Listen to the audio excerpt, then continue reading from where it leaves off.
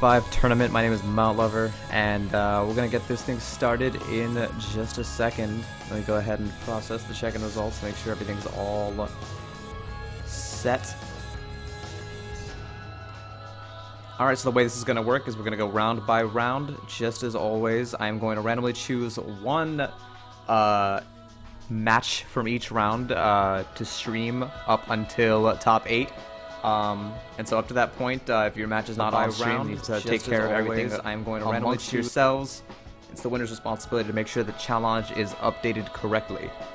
So with no further ado, I'm going to go ahead and allow round 1 to start, and on stream I'm going to go ahead and have Yoshi for the win versus Xandu. So let's go ahead and let those guys know.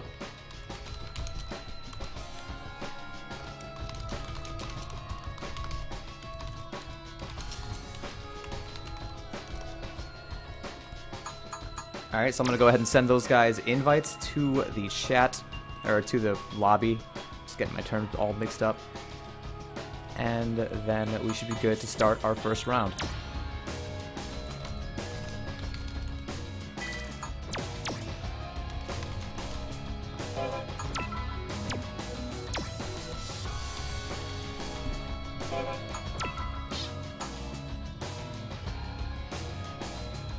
It's go time.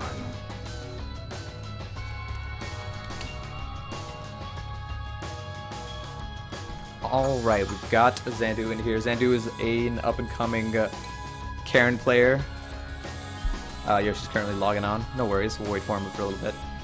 Yoshi is a formerly Ken main in Season 1, and now he's been playing Akuma, and he's been trying to level up that Akuma and get it to a competitive level. So let's see where he has reached with his Akuma since the last time we've seen him in a tournament. Both these guys have been joining a lot of tournaments recently. No current wins under their belts, but I think that Yoshi has in fact been top 8 contender in lots of tournaments in the past, so that's probably the favorite for this matchup, but it's not to say that Xandu is out of it. This is a matchup that I know for a fact that he's been wanting to get practice in. Alright, let's go ahead and send another invite since he's logged on. Here we go. So when it comes to Karen versus Akuma, you've got to be very diligent about anti-airing him. It's not an easy thing to do, but you can't resort to your normal anti-airs like your standing heavy punches and stuff like that. You have to go for the jumping medium punches, try to knock him out of the sky, and then when it comes to demon flips, life gets a lot more difficult. You have to figure out some consistent way of dealing with demon flip pressure that does not expose you. And Karen doesn't really have anything that great except for EX or Senha to deal with those demon flips. She can always dash under with a command dash, but that's easier said than done on reaction. And it's also it just feels worse to get a command dash just to escape the situation rather than, you know, get an actual anti-air. But let's see how Xandu handles this.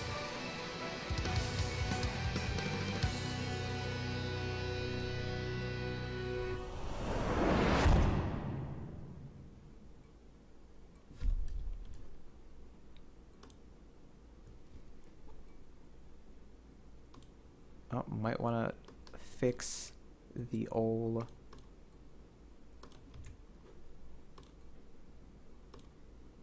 scoreboard there. Round 1. Fight. Hey.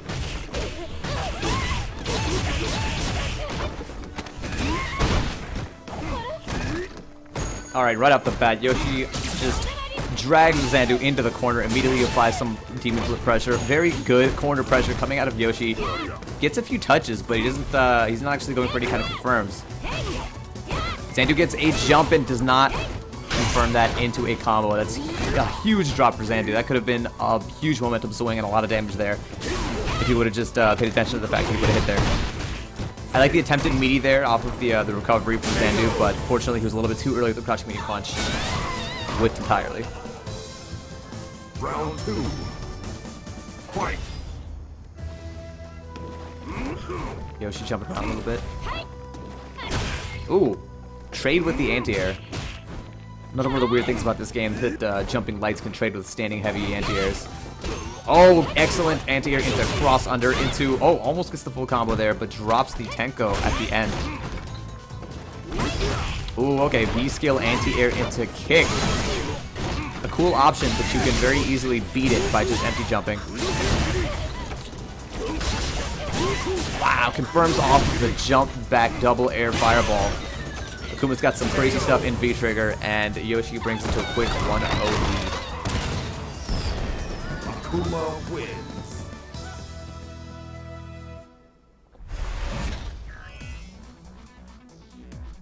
So what we saw there was Yoshi just pretty much playing his own game, doing whatever he wanted. Xandu got a lot of opportunities there to turn the tides and make some momentum, to get some momentum started, but the fact is that he was just letting Yoshi jump around as much as he wanted. So we're seeing some anti-airs there, but standing heavy punch doesn't cut it 100% of the time when you want to knock Akuma out of the sky. You got to start using those air to airs. And here we go once again. Yoshi just has Xandu in the corner. No whiff punish on that heavy Tatsu. I'm pretty sure that was an input error. Throws out some red fireballs, trying to get some zoning down. Good anti-air DP out of Yoshi. Wake up, back throw. They do get some damage on the board, but he's cornering himself yet again. You can see him walking back. Oh, connects with a standing heavy punch. Does not buffer it into a Tenko, but here we go. Gets the full damage this time. Oh no, but the time stop DP is going to put an end to that jump. Round 2. Fight. Xandu definitely relying a lot on jump-ins. He's been getting a few grounded hits, but he's not been turning all of them into damage. Here we go. Excellent confirmation off that standing heavy punch. Turns into a full one-bar combo. Gets another confirmation. This is going to be another combo. Close to a stun. All he needs is one throw or a low or an overhead. There it is. There's the stun. What's he going to do here in the corner? Is it going to be the reset? Does he know how to do the reset? No, he drops the combo. But it doesn't matter. He manages to take that round anyways. Very, very excellent display from Xandu. It looks like he's getting warmed up here. Unfortunately, he is at a meter disadvantage here. Oh no, and the read on the Orochi at the start of the round. That's why Yoshi neutral jumped it. Got some good damage out of it in the process.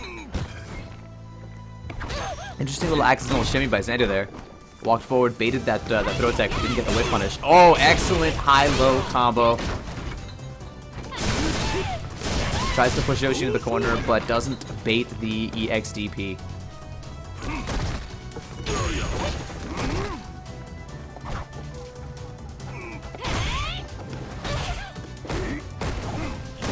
Xandu reaching for something with that standing heavy kick.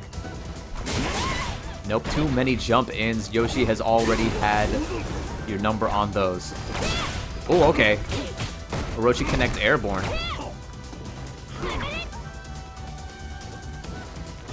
Xandu has the meter to close this out in 2 combos.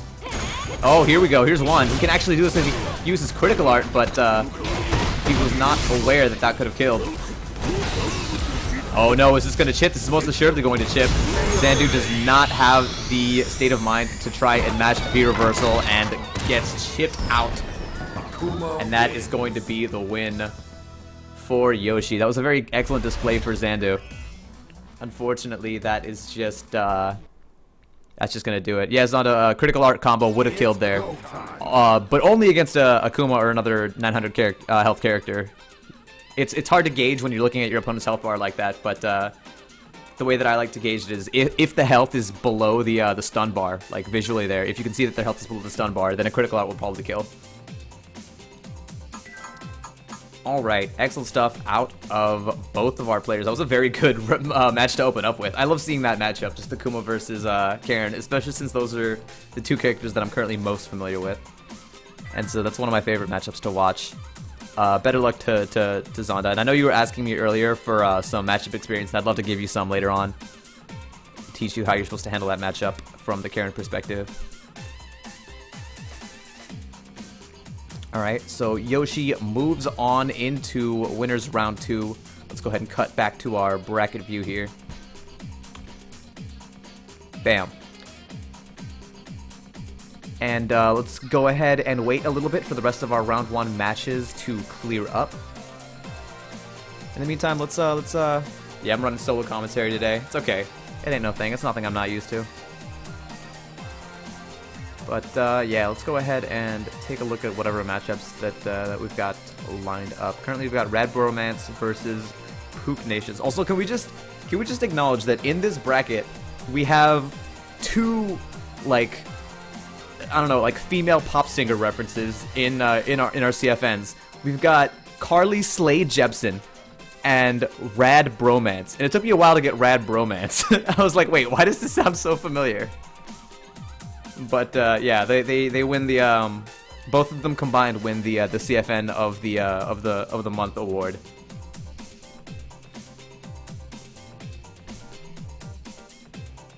Red Bromance versus Pook Nations, Honky Magoo versus Carly Slade Jepsen.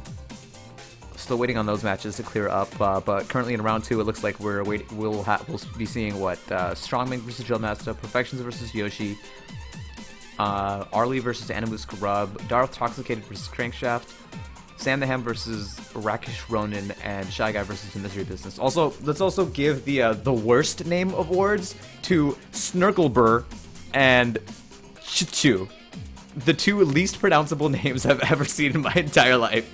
Just nothing but consonants everywhere. At least Chichu has one vowel. But no, Snurkleburr. Just nothing but capital consonants.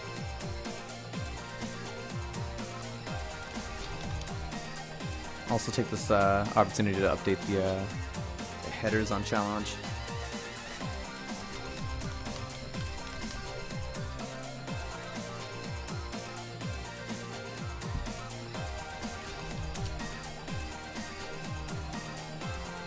Like, I'm not sure what's worse, like, just a ridiculously unpronounceable name or, like, a barcode name. Because at least, like, the barcode names, you could, I mean, it's a barcode, right? Like, they didn't even try. But, like, somebody was like, you know what? I think I have the perfect name. Snurkleburr. Yeah, I like that.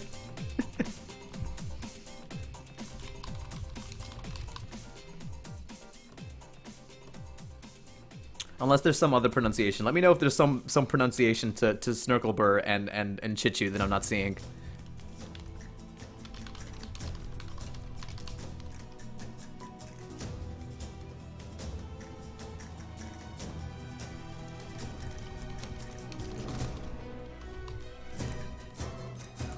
Alright, headers are all updated. Still waiting on Rad Bromance versus Pook Nations. Remember, if your opponent is a no-show, just let me know, and I'll DQ them.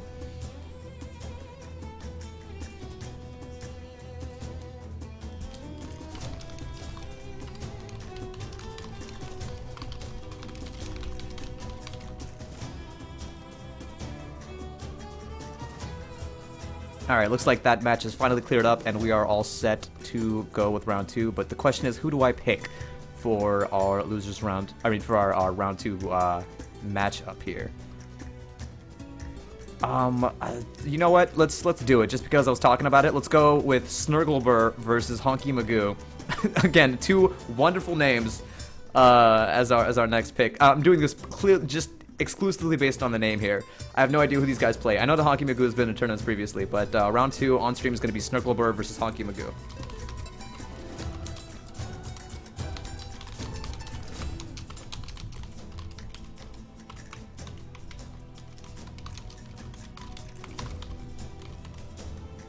Alright, let's invite these guys. This is gonna require some deft typing skills on my part to actually get these names correct. Snurkleburr. Got it. And then Honky Magoo. Bam. Alright, time to sound as professional as possible while saying the words Snurkleburr and Honky Magoo with a straight face. Snorkelbear. Is it Snorkelbear? Okay.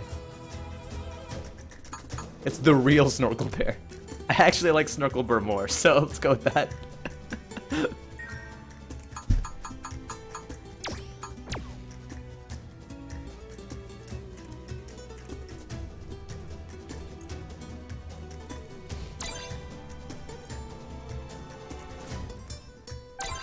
Alright, it looks like Snurkleburr actually plays Dhalsim, so that's interesting. We do not see a lot of Dhalsims, but when we do, it's always very notable.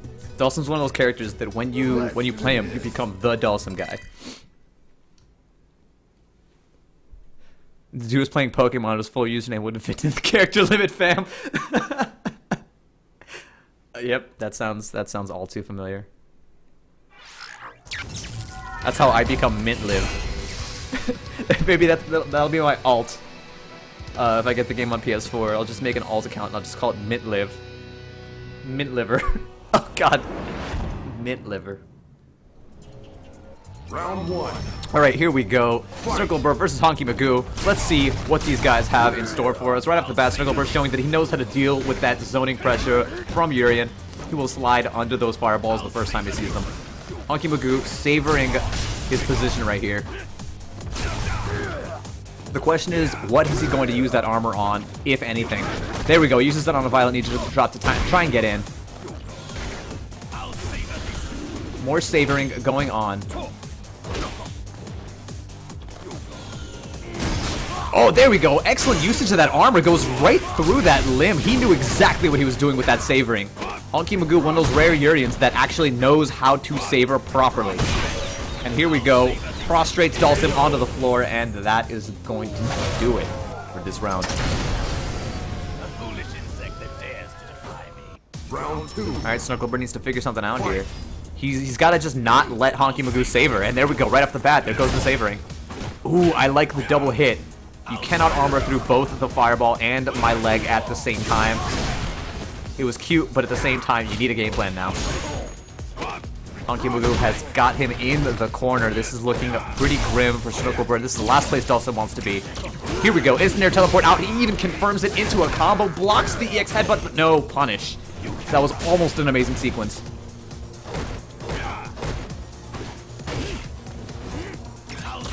Oh, with punishes, the saver. You never know when Dhalsim will appear behind your back. Nothing personnel, kid. Bam! Yoga Gale again with punishing the saver. It's almost like he's doing it on reaction now. He's not doing it on reaction, but it's almost like he's doing it on reaction. Oh, hovers over. I'm not sure what he caught there, but no block out of Honky Magoo. Perfect way to maneuver around that Aegis. Final round. Fight. Snurkleburst ties it up 1-1. Wow, just EX Chariot overpowered right off the bat. I think that is officially -2 now, so it's still an amazing move. It's just not 0. Ooh, excellent usage of Dhalsim's standing heavy punch to go right under that fireball. That is not. That's pretty much an off-limits tool now in this matchup. Cannot abuse that at full screen. This is not real. This is not real. Throw him. Or you could just wave punish him, but you'll also get caught like that. you need to throw if a Dhalsim does a critical art in your face like that. It's not an optimal punish, but the throw animation will make you invincible to the critical art coming down on your head like that.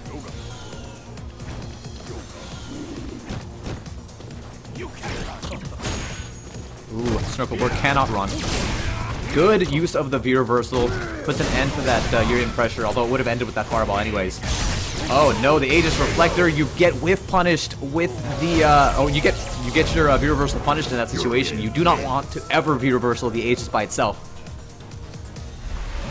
And Snurkleburst is learning that just now. That was a good match, but 1-0 for Honky Magoo. A little bit of lack of matchup knowledge there. Sealed the deal. Round 1. Fight. I like the challenging here by Snurkleburst after that Violent Knee drop. It's often very hard to tell what the frame data of that is on block unless you've extensively practiced it. But Snurkleburst just presses throw, and it's working so far. As a matter of fact, I feel like Honky Magoo isn't challenging enough after landing those Violent Knee drops. Ooh, connects with a counter hit forward medium punch, and it might have even been meaty. He could have gotten a lot off of that, but he just let it lie. Yes, the infinite forward medium punch into forward medium punch. Ooh, with the V reversal. I feel like Snurkleburst is definitely resorting way too strongly to that on that. He's depending way too heavily on that V reversal, and it's not been working out for him. So far, the only things he's gotten a successful V-reversal on have been minus anyways. every other situation has just been blocked or whiffed. But that is another round in Circle Burst's favor. And he has a meter advantage, so as long as he doesn't waste it on Wake Up Critical Art, he can very easily bring this up to 1-1. Oh no! Tries to get the dive kick from downtown, and it's just way too much time for Honky to react with a crush counter. Okay, whips the headbutt in his face, and then EX headbutt. No, that is not the proper usage of EX headbutt there, Honky Magoo. Trying to catch something. Ooh, just do it.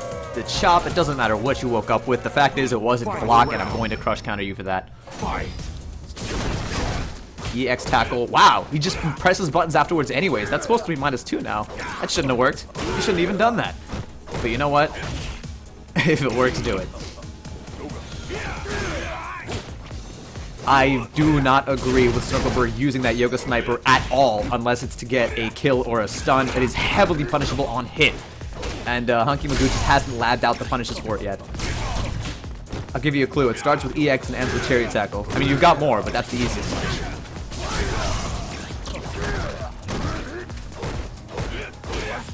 Oh, here comes the extensive corner pressure out of Honky Magoo. Not letting Snurklebur out of that corner. He's not even trying to teleport out. There's the V reversal. That was the first good V reversal there. Good backdoor to get the corner pressure in his favor, but then he just teleports out. And with that Aegis Reflector, there's no you guys just have to back off for a while. And he's got another one in store, so you never know when that one's gonna come out either. There it is. And then you just have to respect that for the time being. That Aegis Reflector shuts down all of Dalsum's limbs so hard. There we go. He's waited out the storm, and now things are finally back in his favor. But no, EX Headbutt is going to be able to take it for Honky Magoo. Unfortunately, it's not going to work out for Snooklebird. He gets knocked down into the lower bracket.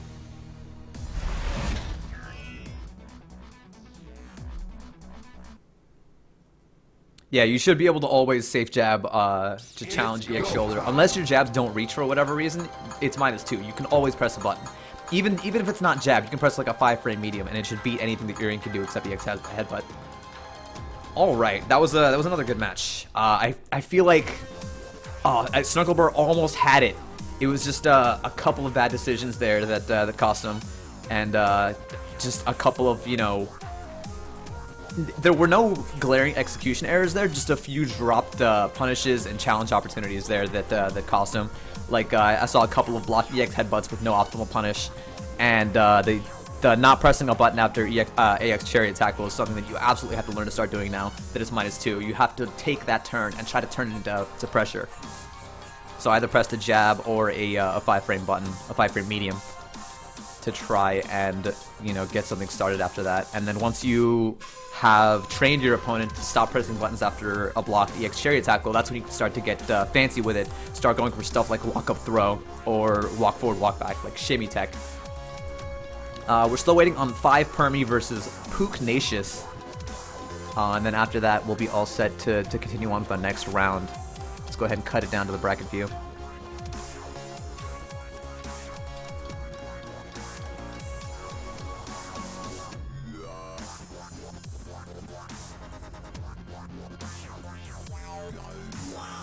Oh, it looks like Yoshi apparently faced the person that he lost to.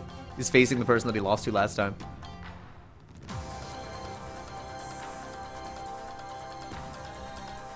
Alright, it looks like our round 3 matches are going to be Drill Master versus Perfections,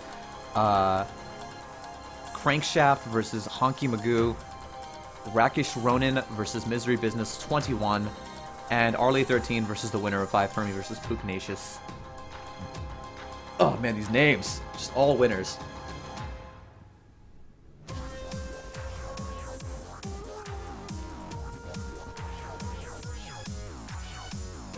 We're still waiting on this last... Oh, it looks like they finally finished up. Let's see what the score is. 5 Permy takes it 2-1 over Pugnacious. And Pugnacious gets knocked in the lower bracket, and 5 Permy moves on. Remember to click your names once you update the scores on Challenge so that it'll actually update you. And now, let's go ahead and continue. Our next pick is going to be Let's go with 5 Permy versus Arlie 13 on stream. The rest of round 3 and losers round 2 are free to start. Let me go ahead and round 3. On the stream is 5 Permy versus, what was it again? Arlie.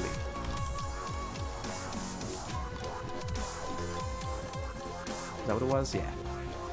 Cool. Alright, I'll go ahead and send those guys their invites.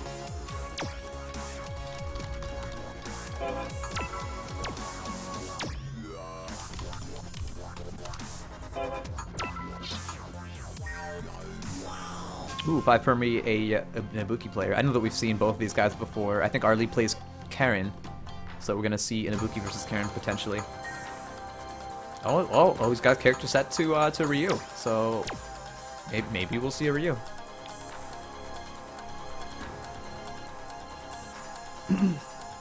All right, these guys are free to get started whenever they're ready.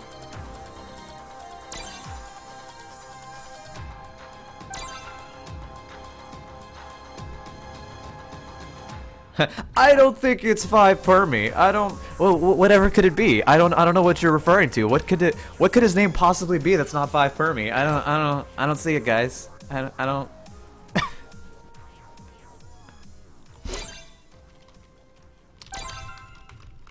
Does this work?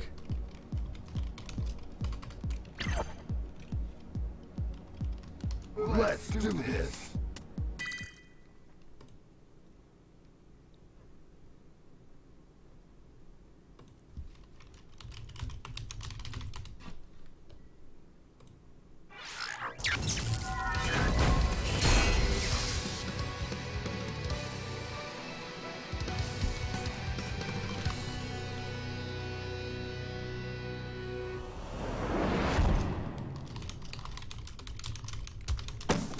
Round 1.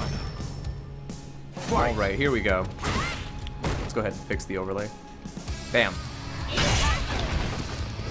5 Permy just opens it up with a crush counter sweep, of all things. Very risky way to start an offense.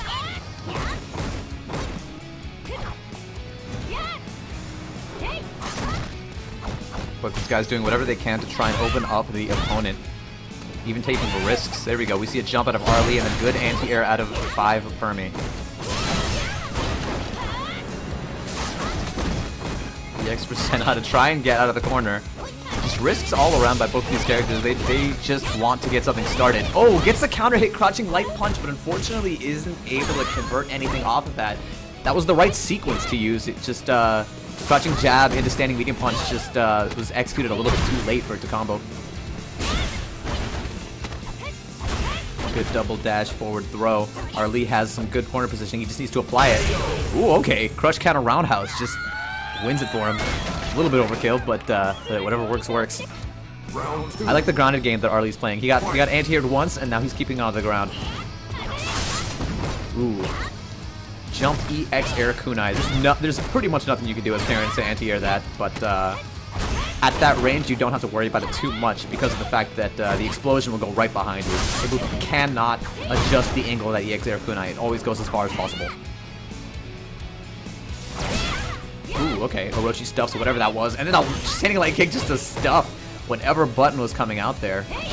Arlie playing some pretty good ground game here.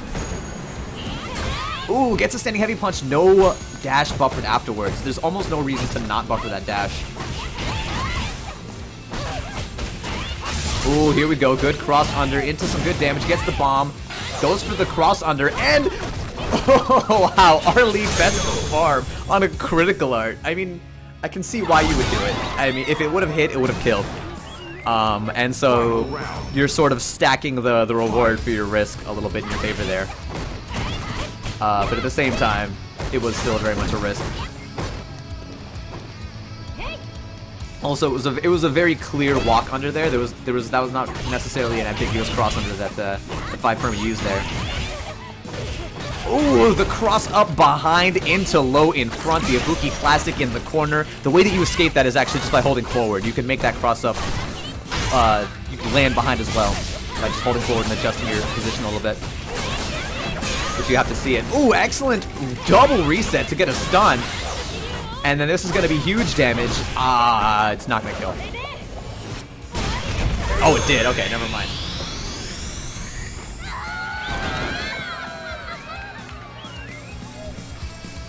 Cutting wins.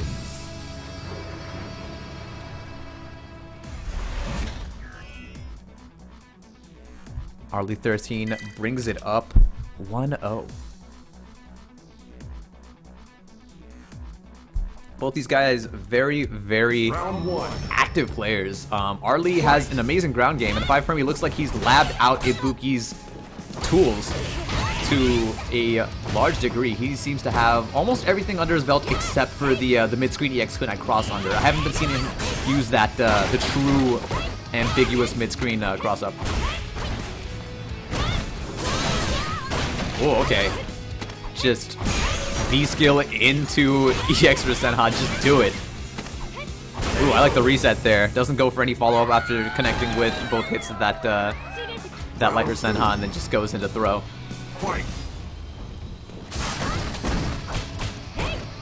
I'm not liking these consistent double jabs into crouching medium kick. That string that Arlie is using, it's not gonna ever get you anything.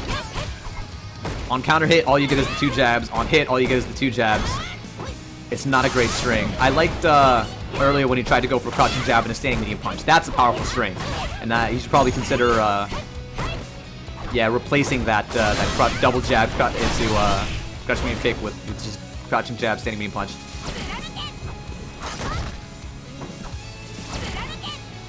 Oh, I like that 5 Fermi is trying to use that V skill a little bit here.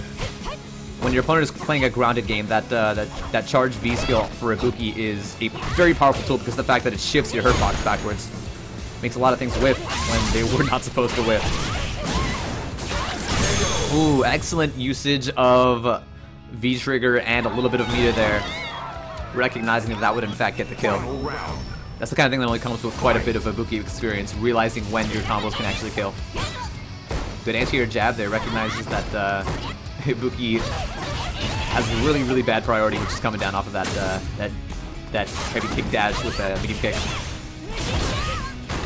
Oh, doesn't spend any meter. Arlie's been sitting on full critical art for quite a while. You wanna spend that somehow.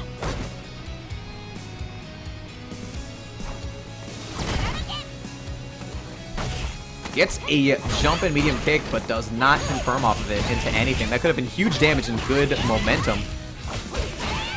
Stays in the front, gets a combo, but doesn't convert off of it. He actually had enough meter for that EX Kunai. He could have gotten the kill potentially right there, but it doesn't matter. Here's the bomb, and then goes for a cross up, and then the bomb explodes.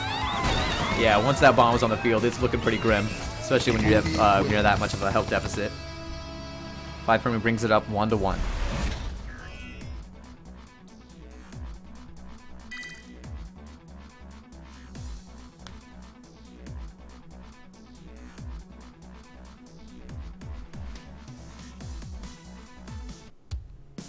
Round 1. Fight!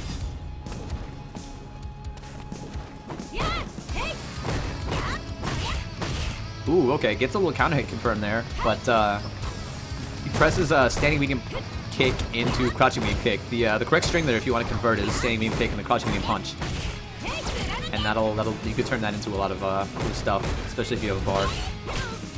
Ooh, again, gets that. That's the second time we've seen him get that overhead, but it'd be a little bit out of range for the jab follow-up. An overhead is only comboable at point-blank range, at the pointest to point-blank ranges. Again, double jab into crouching straight. It's not a good crouching forward. It's not a good string to use. It's not going to get you anything on hit. There's been so many occasions where Arlie could have confirmed something off of those jabs, but instead just got a suboptimal string. Oh, 5 Fermi gets a huge jump in, but drops the the reset there, but still manages to get something with that bomb. Ooh, good punish on that EX Rida. That's actually very difficult to react to. It comes out so quickly. It's good to see that Arlie got some kind of punish. Tries to go for something cheeky with that bomb, but it was a short fuse. 5 Fermi still manages to close it out with a sweep of all things. That was a huge risk. Oh no, huge jump in, drops the combo, but just manages to pick it right back up off the ground, dust it off, and that was another punish opportunity, but unfortunately standing heavy kick punch is not going to come out fast enough to actually punish that dart combo. Good view reversal. Arlie gets his way out of the corner, and then 5 Perny brings it right back to him. Oh no. Critical art, this is definitely gonna kill. Maybe? Actually, I can never tell. It's probably not gonna kill. Okay.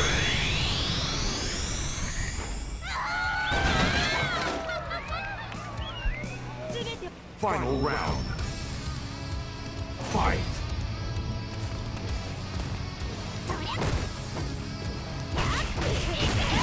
Huge jump in for 5 Permy into a reset.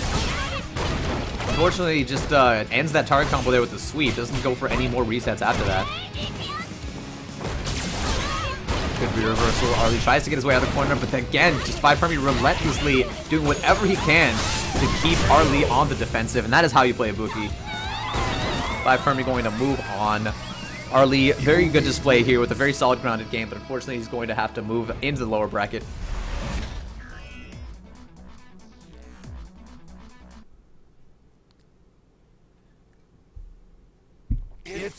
The reason I'm skeptical versus Ibuki is because she's now a 950 health character, and so with 950 it's hard to tell. But like usually versus like 1,000 health characters, like it hardly ever kills when you think it'll kill. Versus 900 characters, it'll kill when you don't think it's gonna kill. And 950 is like a weird amount of health between. Yes, misery business. Top 8 winners has to wait.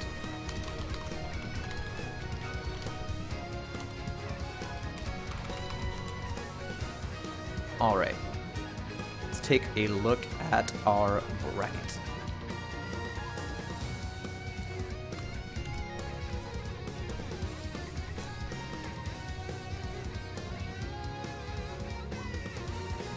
Five Permy, bam. Alright, so we've got our top 8 winners all squared away, so now we've got 2 more rounds before we can catch up and start going game by game into top 8. So yes, if you are one of our 4 top 8 winners players, it's going to be a couple of rounds until we get to your matches, so feel free to go ahead and take a quick break, do whatever you need to do, or just hop it up in the lab and get your grind on if you feel the need. Keep your senses sharp. For now, let's hop into losers round 3, and let's see, who haven't we seen yet? Let's go ahead and go with Admin Ilias versus Carly Slay Jepsen for our losers round 3 match on stream. So everybody else is free to go ahead and get started.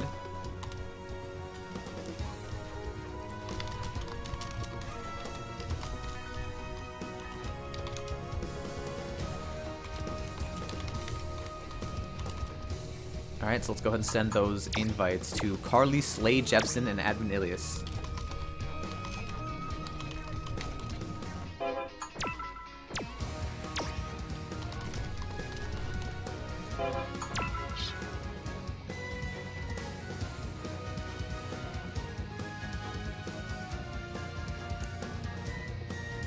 Admin Ilias made it to the stream.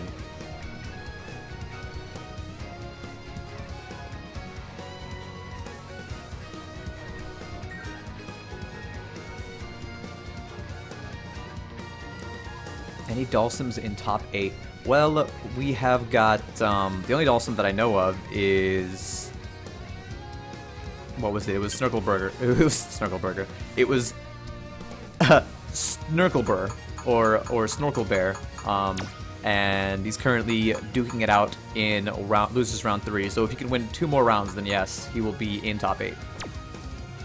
Let's go ahead and hop to the back of the queue. Let these guys get it on. We're gonna have Carly Slay Jepsen, who I believe plays Chun and or Karen, versus Admin Ilias, who apparently plays Alex. So this is going to be interesting.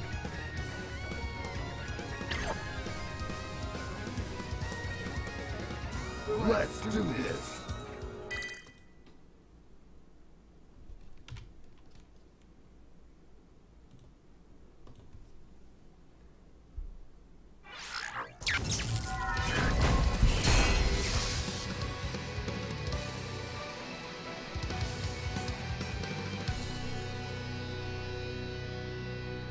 Yep, Carly Slade Jepsen going with Karen. Round 1. Fight. So this is actually a matchup that is not in Karen's favor. It's either even or in Alex's favor. I mean, I'm tempted to say that it's even just because a lot of people say that Alex is just a weak character overall. But in terms of his matchups, this is one of the stronger ones. There's a lot of... Alex has a lot of, like, what people like to call fake setups that have 100%... that can be escaped 100% of the time by backdashing, and Karen's backdash is actually not good enough to escape those setups. And so that means that Karen's one of the few characters that Alex can apply real mix-ups to. And if you know that, you can take advantage of it and make Alex a really scary character. Carly Slade Jepsen getting a lot of connections with those crouching medium kicks. Admittedly is trying to walk back a little bit too much, not respecting those lows.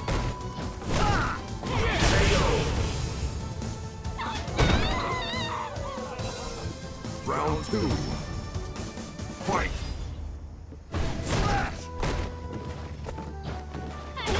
Oh, okay, interesting anti-air there by Carly Slade Jepsen. Crouching heavy punch into dash under. Unfortunately, crouching heavy punch into dash under is almost never ambiguous, but it is good to see Carly Slade Jepsen using it. Karen's lesser used anti-airs. Ooh, headbutt. Oh, it tries to go for the hardest read with that that vanilla knee drop there.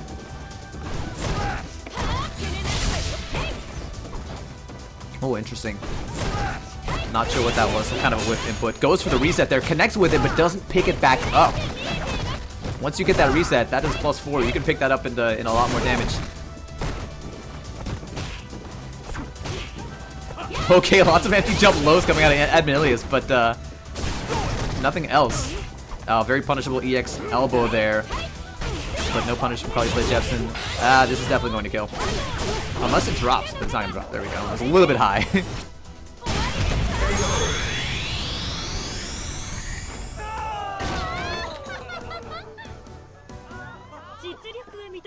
Final round. Fight.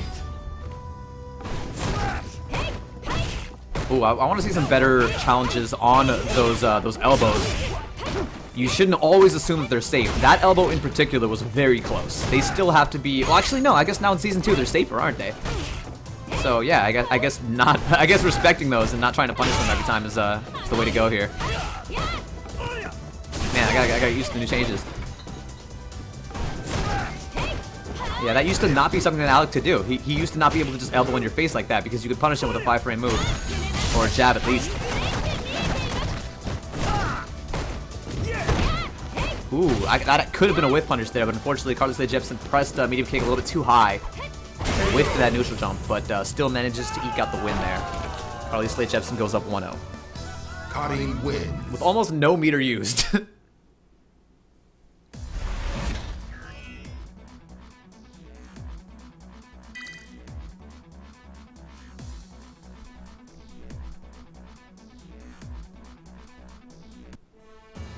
Round 1. Fight. The overhead out of the Rekkas is the only version of that overhead that is not punishable. They're -2.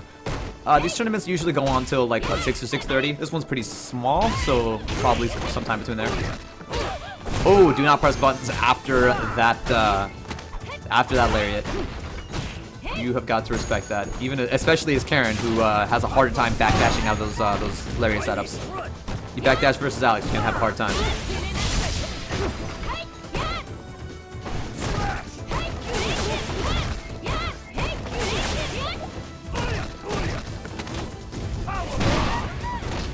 Admilius connects to the power bomb. So fun fact, after power bomb, Alex can get a standing heavy kick meaty. And it's one of those things that doesn't work on anybody else because they can backdash out of it. But if Karen backdashes on wake up, you press standing heavy kick after power bomb, bam, you get a crouch counter. Very powerful tech exclusively against Karen. Ooh, good usage of the sledgehammer. You always have to be hyper aware that when Alex activates that V-trigger, you immediately know that once Alex activates that V-trigger, he wants that sledgehammer, so that's why you have to start going very, very throw heavy. Throw is the only thing that can beat that sledgehammer every single time. You can even get away with walking full screen and then just throwing versus an Alex who's just popped V-trigger. You You gotta have no fear with those throws. Oh, crouching light, crouching short into powerbomb of the Admin Ilias special. I bet now that he's seen that it's gonna work, he's gonna start doing it way more often. Throw. Standing heavy kick. Good block by Carly Slade Jepsen, not falling for those meaties. Oh, Carly Slade Jepsen getting the punish on that EX elbow again, but not recognizing that it's actually punishable. Oh no, presses a button after the jump in. That tries to backdash. Backdash I can understand. Alex wins. You always want to anti-air Alex every single time because you do not... He's off of a jump in is one of the few situations where he can potentially mix you up with a command grab. And so you do not want to put yourself in that situation. And once you do, assuming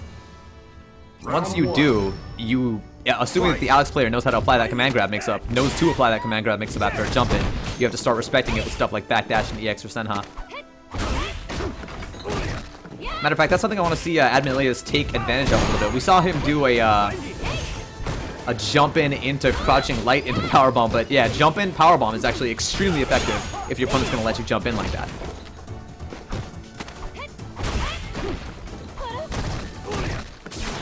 Wow! I actually can't believe that hyperbomb reached. I think that Carly Slade Jepsen pressed something that moved her hurt box forward a little bit to allow that EX, that powerbomb to reach, or the hyperbomb. Ooh, okay, just YOLOs into the slide and it works. Okay. Admin Ilias tries to get cheeky by doing something on wake up, but that's not Alex. That ain't Alex. Good take throw by Carly Slade Jepsen. Tries to go for it again, but unfortunately is a little bit too early on that standing light kick meaty. You see Carly Slade Jepsen going for that crouching medium punch, crouching medium kick combo a lot of the time, and you'll see that crouching medium kick is connecting, but he's not able to confirm it, and that's one of the biggest difficulties with Karen. That's one of the hugest hurdles, is trying to get something off of a straight crouching medium kick. It's just not easy to do, which is why I'll tell a lot of Karen players just to not worry about that for the most part, and just go for a crouching medium punch, standing medium punch. That's a lot easier to confirm because you can dash buffer it. Tries to throw after that stomp. Trades with that crouching heavy punch anti-air. Gets the cross under and goes for a back throw. Ooh, good V-trigger activation here. Gets Admin Ilias to the corner, but again whips that standing light kick meaty. Gotta grind those out. If you're not confident with your standing light kick meaties, then it's okay to just do crouching medium punch. It's just as good.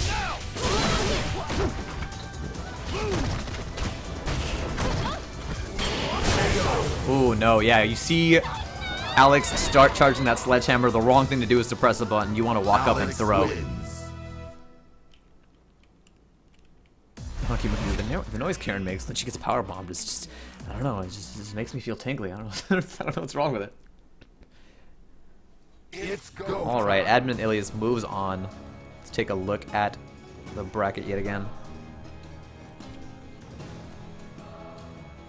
Let's see. Admin Ilias takes that 2-1 over Carly Slade Jepsen.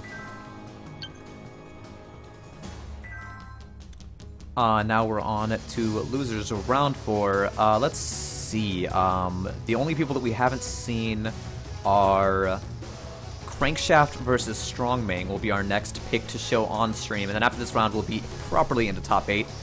So let's go ahead and allow losers round 4 to start. On stream is Crankshaft versus Strongmang.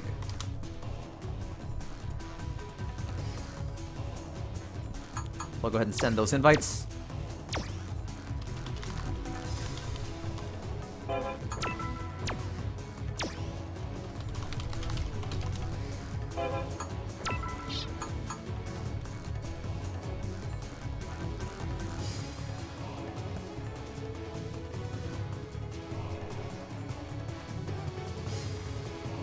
Yeah, it sucks when you let that tank go out just a little bit too late and it doesn't combo. That's an awful feeling.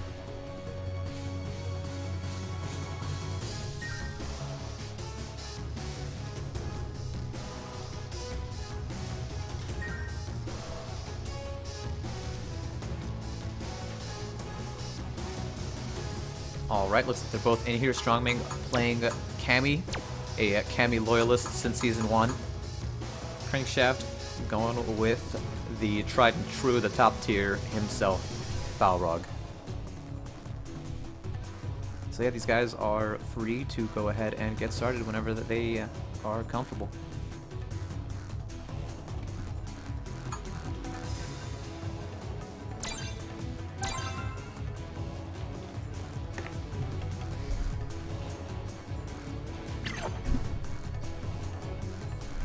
Let's do this.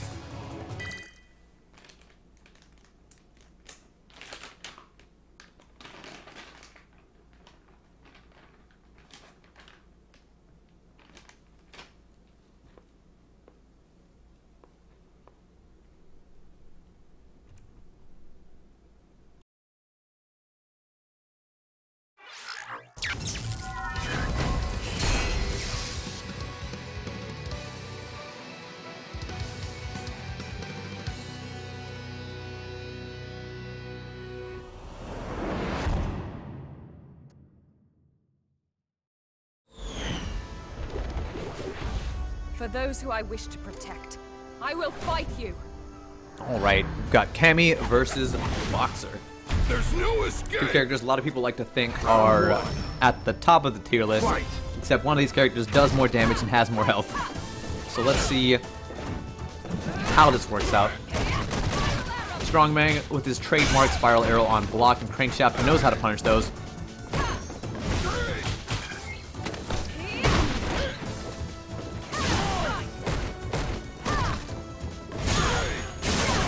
Those dash punches are super hard to deal with. Ooh, good challenge on that cannon strike on block. Unless it's EX or a V-trigger, they're usually minus on block. Oh, good pickup there. Strongman manages to get just the right amount of hits to close it out. Round 2. Fight. EX dash punch into overhead, into pick up, into huge damage, into just double stomp target combo. If Crankshaft would have had V-trigger there, that would have been the end of the match. Honestly, as damaging as that was, I feel like there was even some damage left on the table. Strongman DPs to save his life, literally. Ooh. That standing medium punch anti-air, so good. Knocks Strongman out of the sky, out of orbit. Final round. Fight.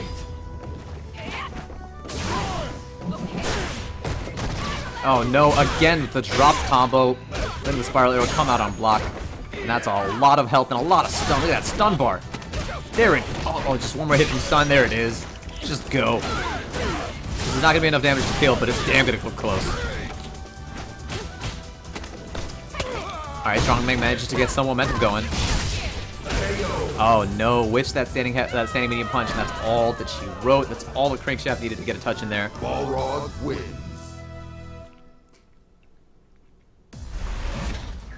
You whiff a button versus a good player, you're better off blocking than continuing to press buttons. The solution is just to not whiff buttons. That's the real solution there. Round 1. Fight. Ooh, interesting trade there. V-skill with, I guess that was a dash punch. What else would it have been? It's Balrog. Good challenge on that dash punch. Presses that crouching medium punch. It's barely in range.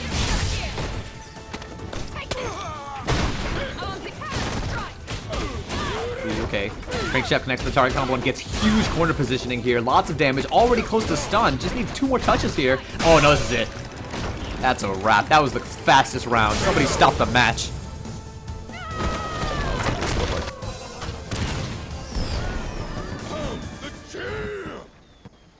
Round 2. Fight.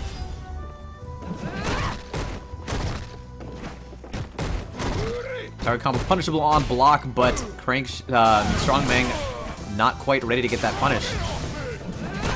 See that target combo come out, you want to press your punish button, whatever it is.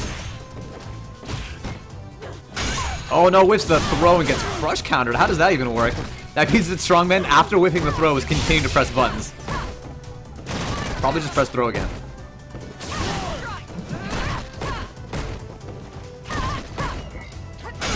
Strongman trying whatever he can do to get in, but unfortunately he's doing everything except for playing a ground game. And Crankshaft is just not afraid of that. There we go. Crankshaft moves on. It's a very easy looking 2-0.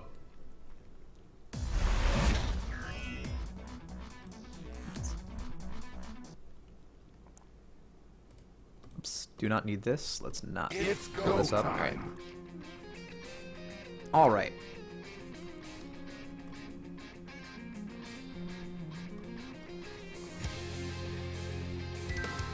Alright, we're still waiting on Rakish Ronin versus Admin Ilias to clear up, and then we are in top 8.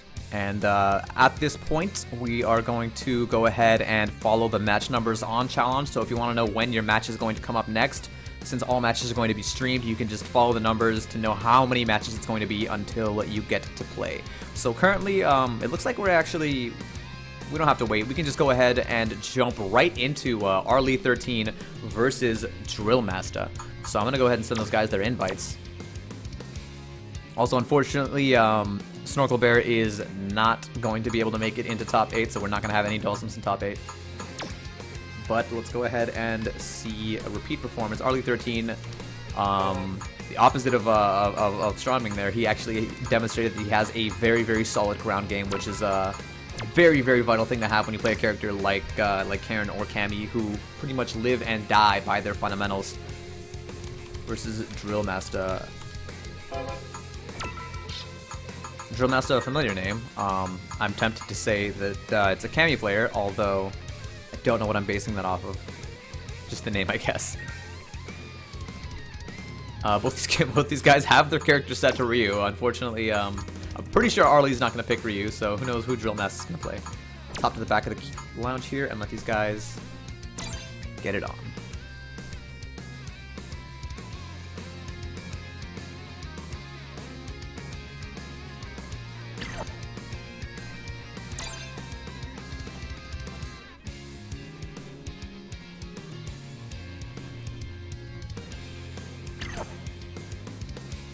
Ready when you guys are.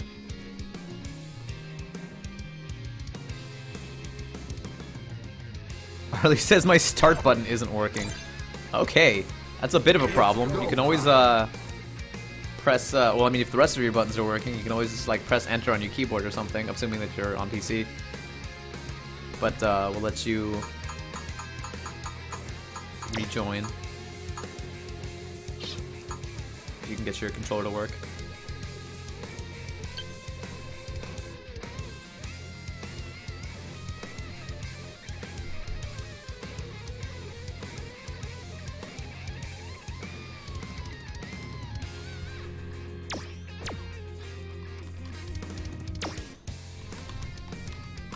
Send you another invite just to make sure you have one.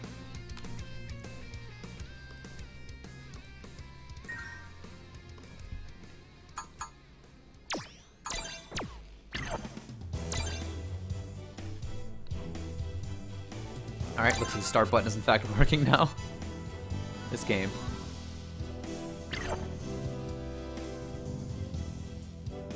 Let's do this.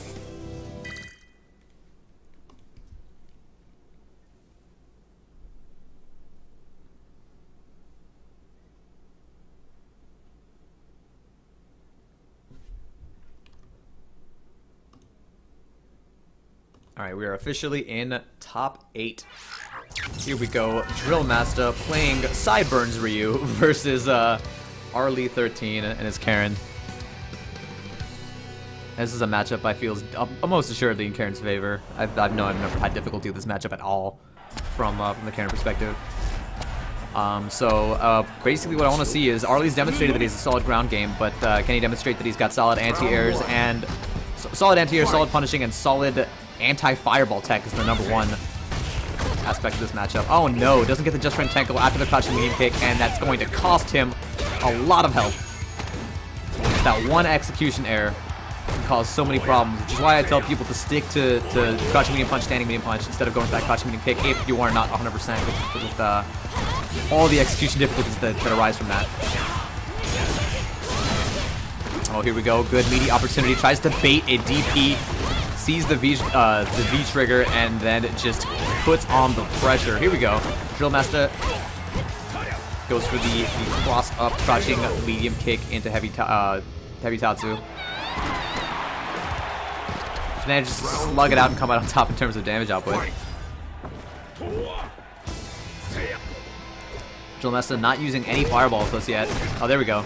Only using them with block strings, it appears. Which is the correct thing to do. Use fireballs at full screen here, and you are opening yourself up.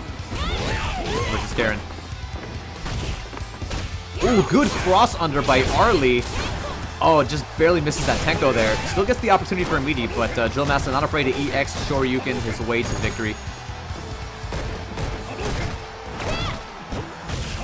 Good challenge by Drill Master there, trying to open up Arlie after blocking that Orochi. Oh, interesting little string there. Back heavy kick into Fireball. Definitely could have got more there.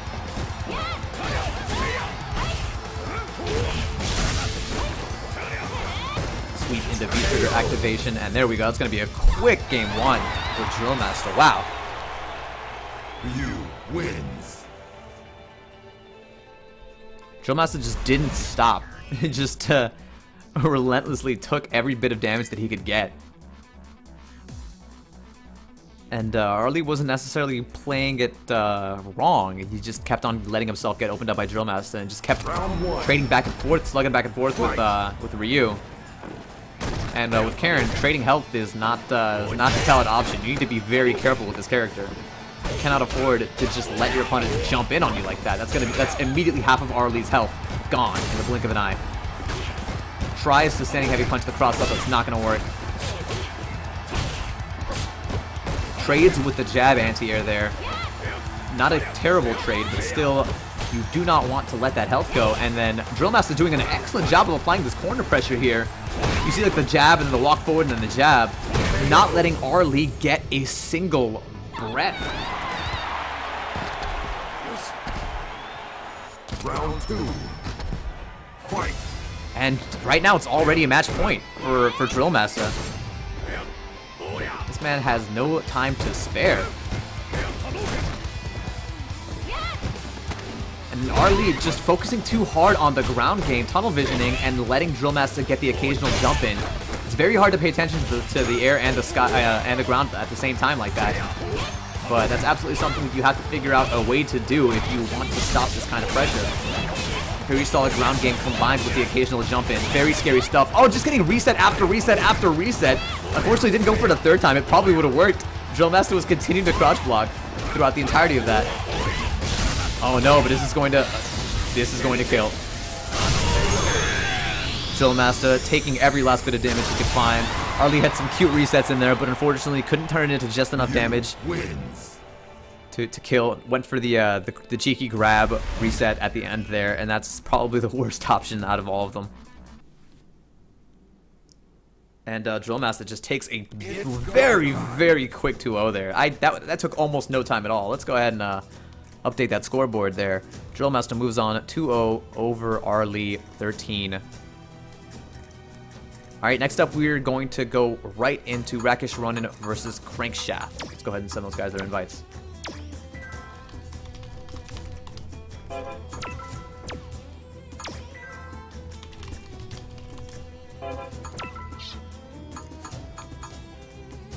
Alright, Crankshaft we've seen in the previous match. Played Balrog and Rakesh Ronin, apparently a Vega player. So this is going to be an interesting match to watch. Now, Vega received by far the largest buffs in the last patch that we saw, so I'd be very interested to see what this character looks like right now. Rakish Ronin. Okay.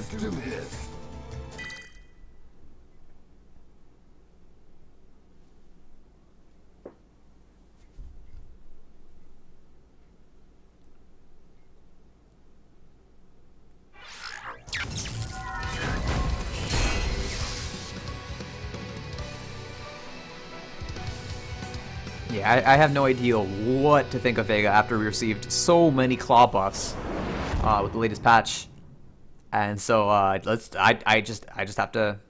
This is gonna be a learning experience for me, and probably also for Crankshaft. Assuming that Rakish Ronin is familiar with the buffs. I feel like if you play Vega and you're not familiar with his buffs, you gotta get on the ball there. Standing heavy punch now +3 on block. Flying Barcelona attack with claw on now also +3 on block, regardless of angle.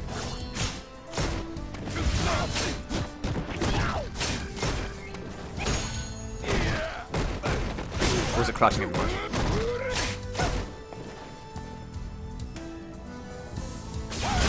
Wide open chump, EX dash low, opens up Rakish Ronin. Goes for another one, gets the connection. Trades with something, but doesn't lose any health. Very quick round 1 there for Crankshaft. Round 2. Just inched away at Rakish Ronin's health there. With dash punches. Oh, okay. Rakish Ronin gets a lucky sweep there, manages to catch Crankshaft walking forward. Wow, just buttons. Just buttons Crankshaft into a stun. Gets a dropped stun combo there. Doesn't go for any kind of meaty either. Just lets Crankshaft wake up buttons and just work his way out of the corner there. Huge mistake for Rakish Ronin. Just forward throw. All Rakish needs is one more touch, and there it is, forward throw to close out that round. We have ourselves a match. Final round. Fight. Opens it up with a forward heavy punch. Balrog might be able to punish those. I don't wanna speak too soon here, but I'm pretty sure EX dash punch should be able to punish those. That forward heavy punch, it has a lot of range, but it's insanely minus. If you have something that moves forward fast enough, you should be able to punish those.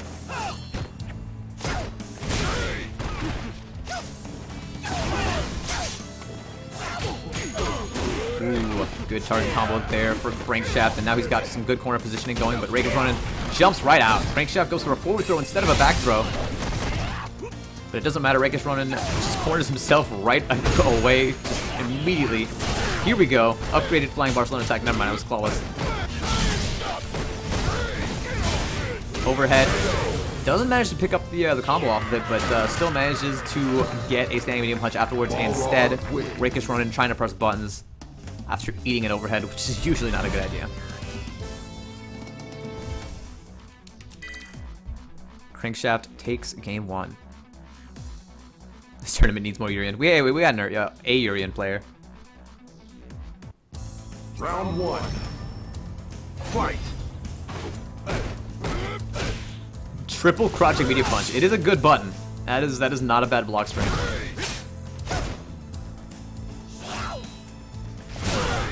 Just heavy dash punch. Works Rakish into the corner.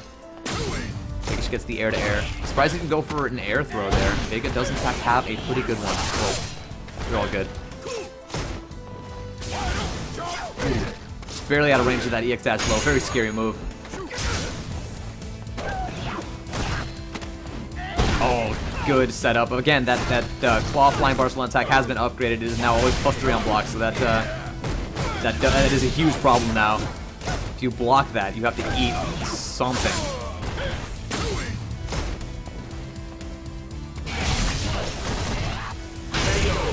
Wow, that was incredibly fake. I'm not entirely sure what the framing of that rose is, but that should not have happened. Crankshaft should have been able to press anything there and get a counter hit.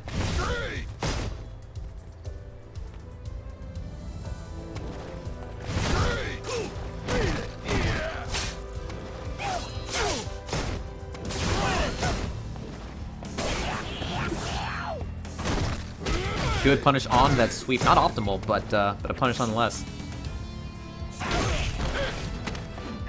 Forward throw. But then jumps into the corner. Rakish needs to have a lot better awareness of his screen positioning. There's been a lot of situations where he can keep his opponent in the corner, go clawless, and apply some ridiculous pressure, or he might not even need to go clawless anymore.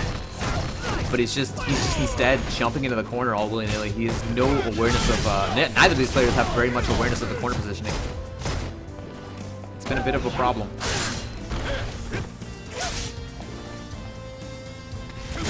Rakish is trying to get by with just straight hits here and there, but versus an explosive character like Balrog, that's a tough game plan to win with.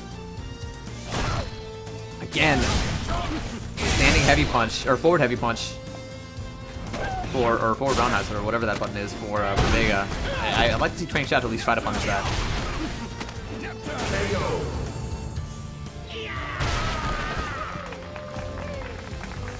Annoying bastard. Final round. Fight.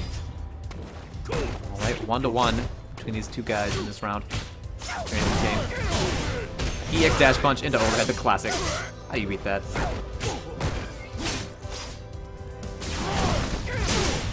Ooh, trades with the overhead there.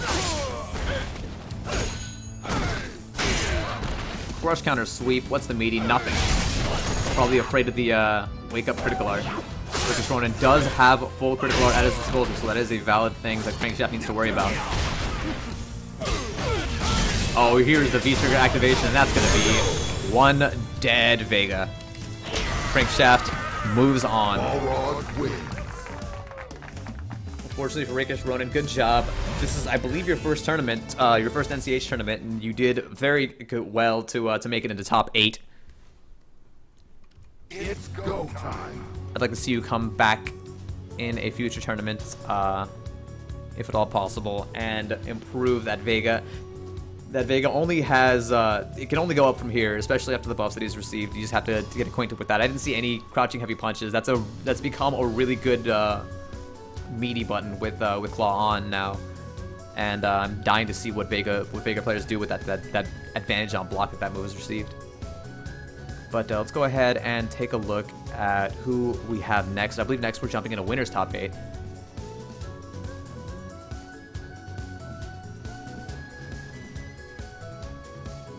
Yeah, and our next match is going to be Perfections versus 5 Permy, so I'm going to go ahead and send those guys their invites.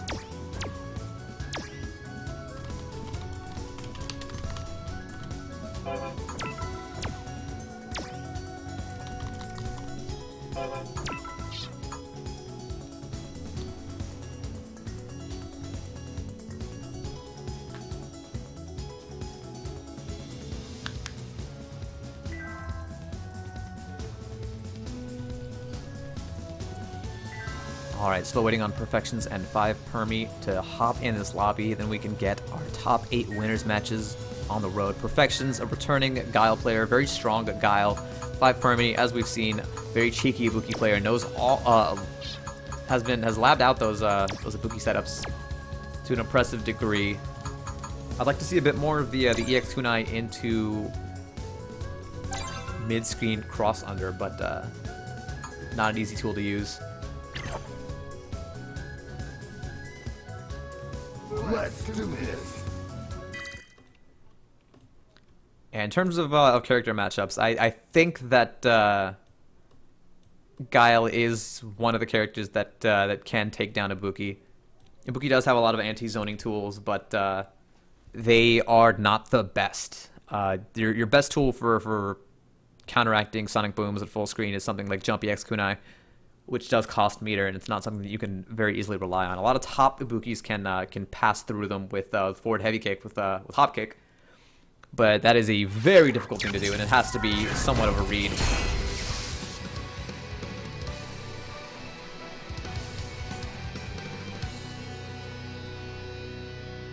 So I'm interested. I've seen Perfections play before, but I don't remember exactly what his playstyle was, so let's see if he's more of a defensive or more of an offensive Guile. Zoning, rush down, or both. What are we going to see here? Perfections opens it up with a slow Sonic Boom, very quickly answering my question.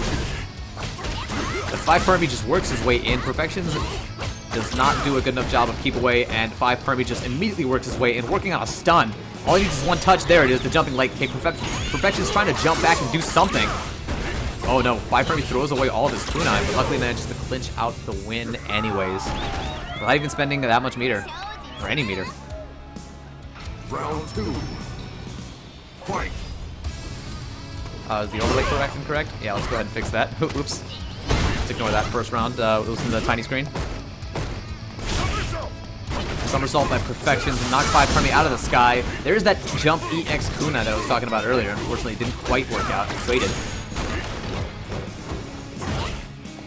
don't know why Perfections keeps on jumping back in the corner. I'm not sure what he's trying to do there. Those are with latch kick inputs.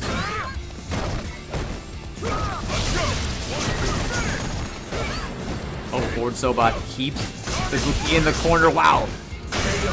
Just relentlessly turns the tides on 5 Fermi and puts on the corner pressure of his own. And that's why I say that Guile can handle this matchup very well, because he can play that rushdown game and he can play that corner pressure game, that offense game just as well as Ibuki can. He doesn't have the mix-ups, but he does have the normals and the offense and the confirms to make up for it. Ooh.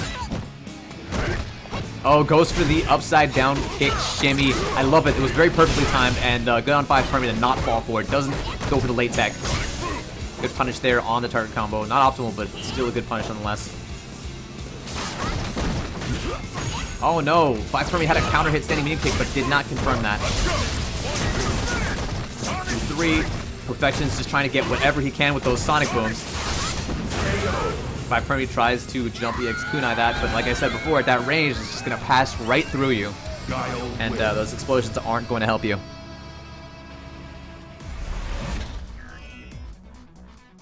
As an Ibuki player, you've got to recognize the range at which that jump EX kunai is most effective and start and pretty much exclusively use it there. Unless you only need a tiny bit of damage from the actual kunai hit, which is like what, 20 damage. That's it's not a good range to be using jump EX kunai at. Fight. Ooh, oh, interesting little way to bait the somersault there. Unfortunately, because of the recovery on that kite, it's not you can't whiff punch the somersaults. But it was a cheeky little way to make Perfections think twice about using those anti-air somersaults. Oh no! 5 Fermi pressed that medium kick a little bit too high. As I mentioned earlier, that when you're coming down off of that kite, you have a you drop very slowly, so you have to be careful to time that medium kick very close to the ground, otherwise it's just going to completely whiff. I love the jab sonic boom. Jab sonic boom strings out of Perfection. It's getting a little tiny bit of damage here and there whenever you can. Round 2. Fight.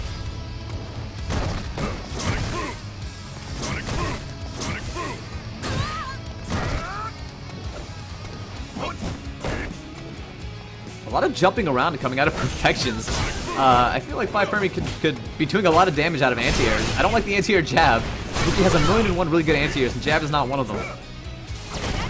5 Fermi really needs to start knocking Perfections out of the sky. There we go. Good crouching heavy punch into light dash. Tries to get some kind of a setup, but unfortunately mistimes it. Oh, depending a little bit too heavily on that heavy kick dash and the kite. And Perfections adjusts by using crouching heavy punch, which knocks everything out of the sky. And is that it? Was that 2-0? That is a very quick 2-0 for Perfections. Wow. No 5 Fermi. This is not first to 3. It's not first to 3 until top 4, unfortunately. And so that's actually going to be it for these two. Very good display out of 5 Fermi.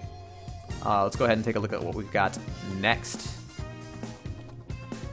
That was our first winners top 8 match. Next up, we have got Honky Magoo versus Misery Business 21.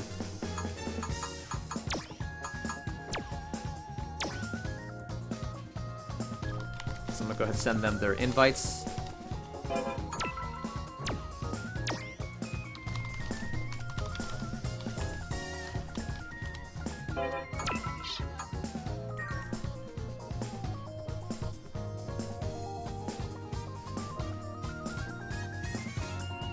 Alright, and this is, I believe, our last top 8 match until we hop into... Oh, never mind. After this, it's going to be top 6, basically, with our losers round 6 matches, and then after those, we're going to be able to go into top 4.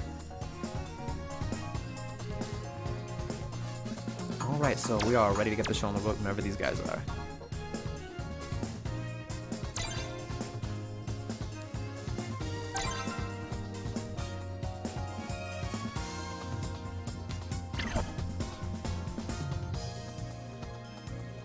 Let's do this.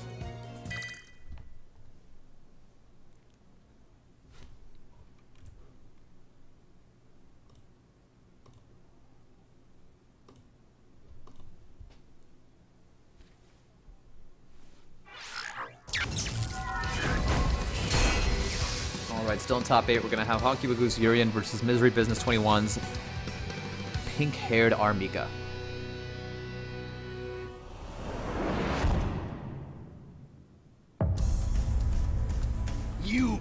Round 1. Fight!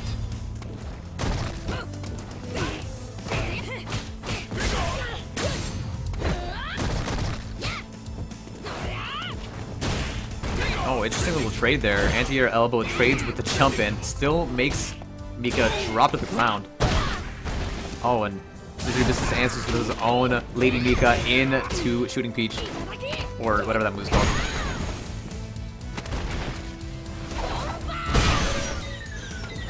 There's the stun. Is this going to be enough damage to kill? Yes, it is. Doesn't even need to use any meter at all. Misery Business takes a quick round 1. No, unfortunately, Twisty, there's no Loras in today's tournament, interestingly enough. So they're all gold. Good confirm, the crouching jab into the EX Chariot tackle. Honky Magoo been doing a good job of confirming off the jabs. That's the 3rd jab confirm we've seen thus far. Oh, drops the opportunity, the combo opportunity after the that elbow.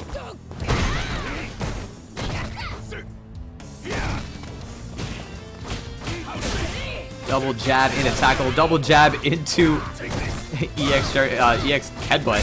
Interestingly enough, I don't know if that EX headbutt was necessary, but I guess he just wanted to knock down the extra damage. Final round. Fight! Matter of fact, I think we've almost exclusively been seeing jab confirms come out of Honky Magoo. Unfortunately, that's the Chariot tackle out on block there. And now he's paying for it. Of course, EX Chariot tackle, very easy way to get yourself immediately out of the corner. And I don't think that EX Chariot tackle has low enough push block for Misery Business to apply any kind of command grab setup afterwards. Ooh, yeah, that is another punishable special move, and I feel like Honky Magoo needs to start doing something other than just jab confirms into special, because it's coming back to bite him in the ass. There's a lot of situations where he can get really, really good punishes, and he's just going jab, jab, tackle, or jab, jab, headbutt. Urian's got good damage output, you just have to know how to use it properly. Know how to where to take those optimal punishes when you can get them. Round 1. Fight! Misery Business hopping up and down. Honky Magoo savoring, immediately spending that on a tackle. All right, jab punish on the butt bounce. There's the saver. Here comes the stun combo. What's it gonna be? Doesn't spend the meter, goes to the restand, and then doesn't have any meter to spend. Goes to the restand and gets another forward medium punch. Not sure what Misery Business was doing, but it was not blocking. Fight! Another double jab into tackle. Oh no, good crouch counter punish on the EX headbutt there.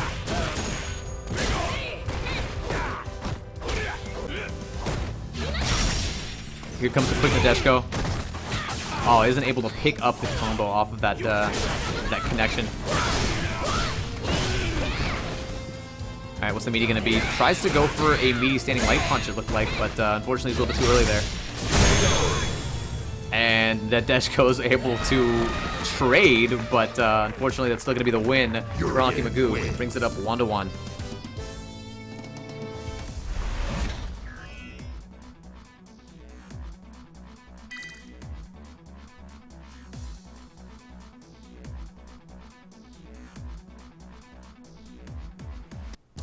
Round 1. Fight! Honky Magoo goes to the cheeky saver right in Misery Business's face. No whiff punish. Ooh, gets the hard read. Manages to catch that neutral jump.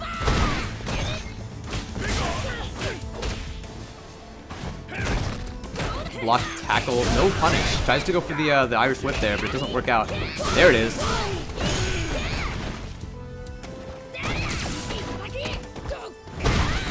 Brimstone into the corner. What's the meaty gonna be? Oh, again, doesn't get any kind of meaty timed properly. Misery really needs to work those out. There we go. Crouch counter, crouching, forward heavy punch. That's going to go ahead and close it out. Round 2. Final round here for Misery Business. Fight!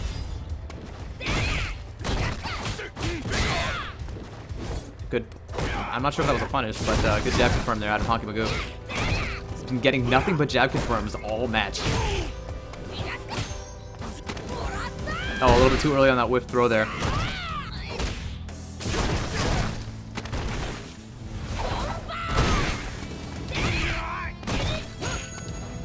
Good little frame trap there. Manages to catch Honky Magoo trying to press a button, but doesn't confirm off of anything.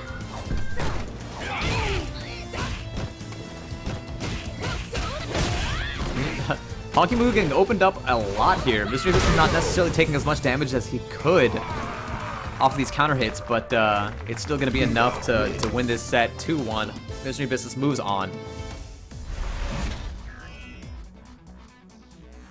Yes, Crankshaft, that is in fact a mod. It's go time. Alright, let's go ahead and take a look at where we're at here in the bracket. I believe next up we're going to have our losers round matches in top 6. Misery Business moves on. He takes it. Was that 2-1 or 2-0? I don't know. Let's just put 2-0.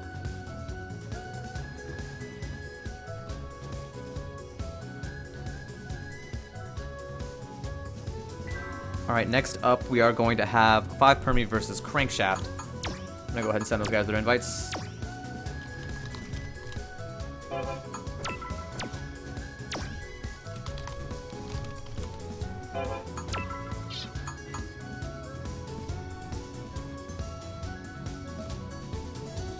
Alright, we're gonna see 5 Permies Ibuki versus Crankshaft's Balrog. Battle of the top tiers. Let's go.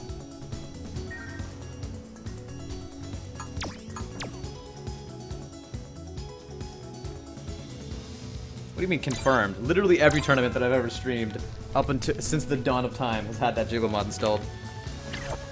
Everybody's always known this about me. Let's do this.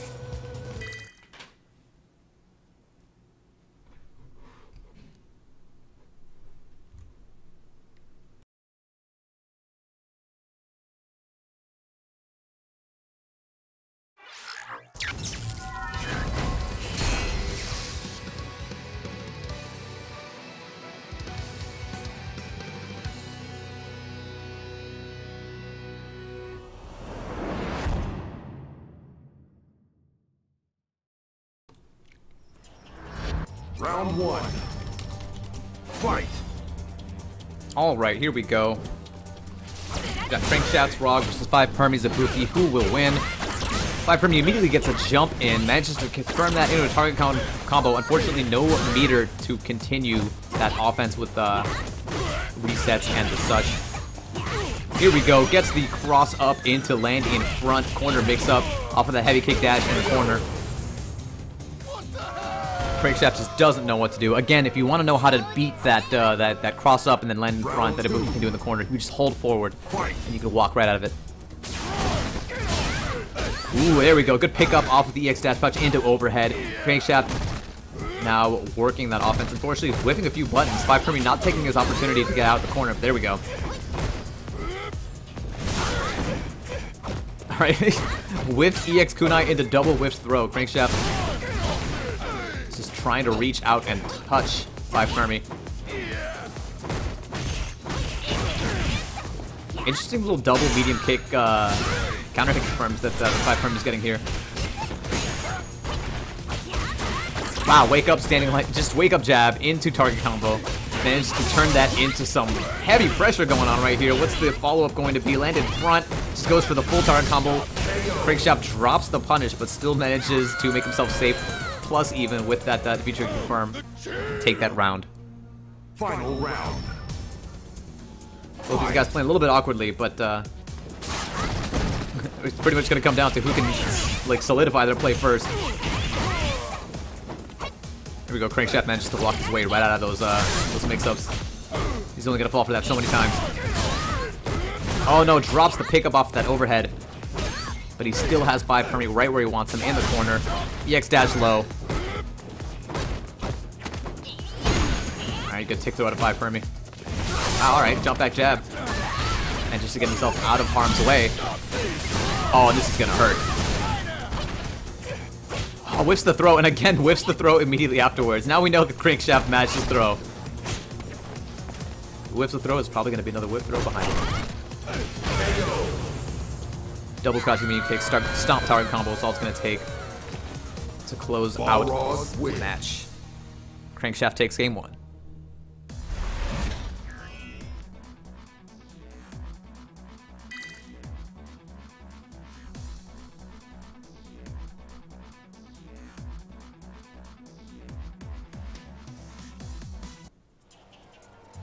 Round 1. Fight. Oh, it's just immediately. Permy has been getting so much mileage off of that heavy kick dash into medium kick. It's just crankshaft has not been able to block it every single time. It is kind of ambiguous. You space it correctly, you can get it to cross up and then land in front. The way to deal with it is just to anti-air it. But unfortunately, Balrog's standing medium punch is not great at anti-airing stuff at that angle. Very quick stun, and then a very quick round 1 for Permy. Round 2. Fight.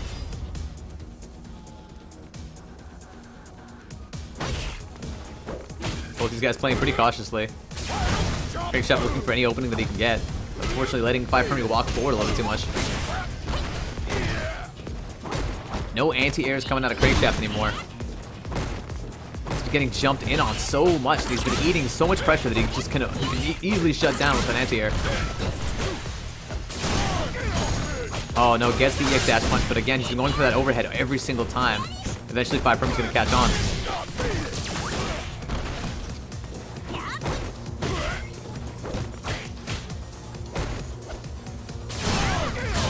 Oh man, he's picking up that time though, and there's just been so much damage for Crankshaft that way. EX dash punch into overhead every single time. Ooh, wow. Alright. Crankshaft thinks he's safe to press the button, but he was not keeping his eye on that bomb. You gotta keep your eye on it. Keep an eye on the color. It starts to, it starts out yellow, but when it starts flashing red, that means it's about to explode. So you can basically just ignore it until it starts flashing red. Plenty of time to react and just block. You don't have to always be afraid of it. Round 1. Keep in mind that there's 3 different fuses on the bomb that it could potentially be used with, but you don't have to worry about it that much as long as you just keep an eye on the color. Again, Permy for like the 5th time, managing to get that cross-up jump medium kick. Crankshaft's been respecting that way too much, just letting Permy jump in. There we go, there's the anti-air that we needed. But is it the anti-air we deserved?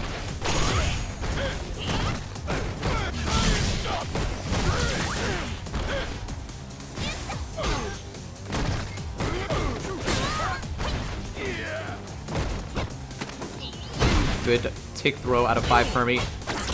Again, overhead into jab, into right up. Permy has that on lock.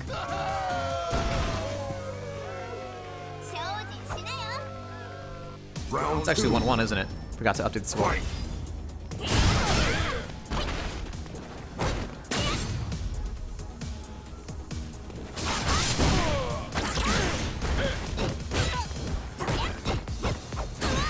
Oh, Permy tries to get some offense there with jabs, but unfortunately, smashing jab is not going to open up Crankshaft.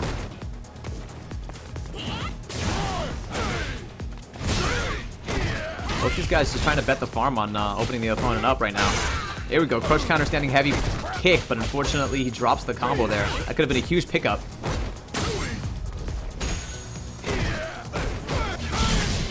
Double crouching medium kick, target combo. Good V reversal there out of Permy. That is the correct thing to do in that situation. Ouch, so much damage. Oh, that could have been huge damage for Permy, but unfortunately he went for double crouching jabs. Can't get very much off of that. Oh, okay, I like the attempt there. Just a V-trigger activation and a tick throw, but unfortunately, Crankshaft is able to just jab right out of that. I believe this is the final match. Fight. Again!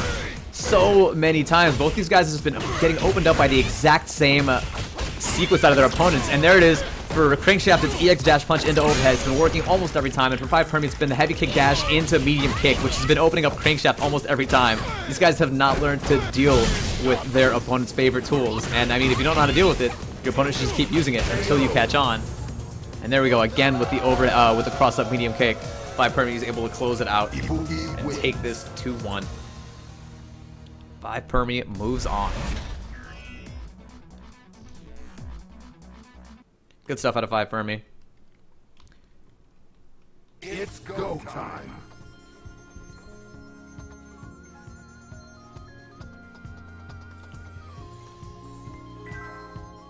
Alright, let's go ahead and update that score.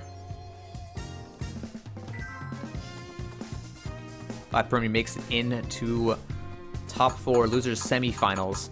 Our last match before we hop into top 4 is going to be Honky Magoo versus Drill Master. So let's go ahead and give those guys their invites.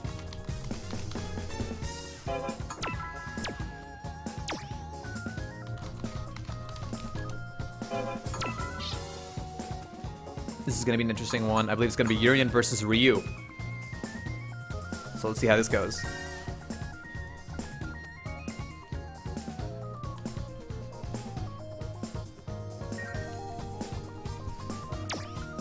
Alright, let's get this show on the road.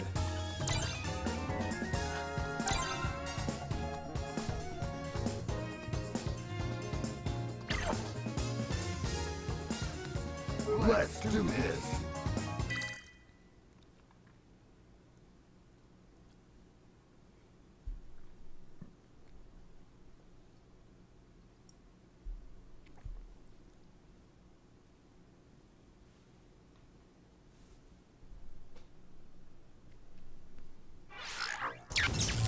Alright, sure enough, it is going to be Drill Master with his Ryu, using the hot Ryu costume this time around.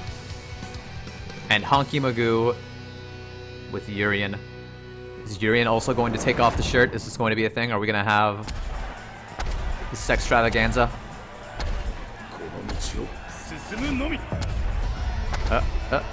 No.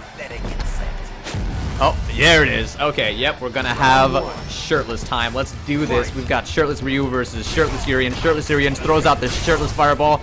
Drill Master answers with his own shirtless fireball. Both these guys trying to see who has the better pectoral region. Ooh, wow. Pretty evenly matched so far. Nobody's been able to open anybody up. Good anti-air out of Honky Magoo. Saber, what's he gonna use it on? Not gonna get a chance with the way the Drill Master's been opening up. There we go, Violent Knee Drop, EX Violent Knee Drop no less. And just to work his way in, but Drill Master not afraid to continue pressing buttons on Wake Up and just get out of that pressure. But here we go. Overhead charge, standing heavy cape manages to open him up.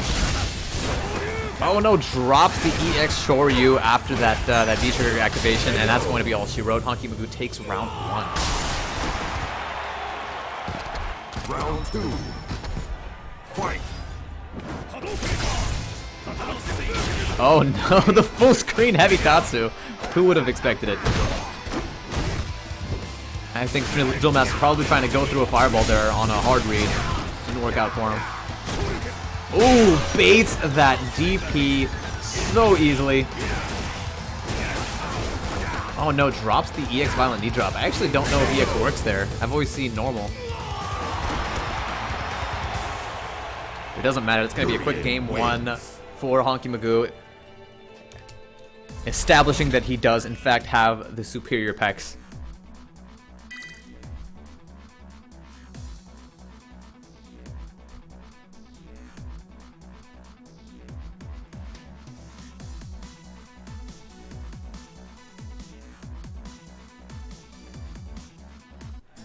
Round 1. Alright, game 2. Let's see what Drill Master can pull out of his bag of tricks.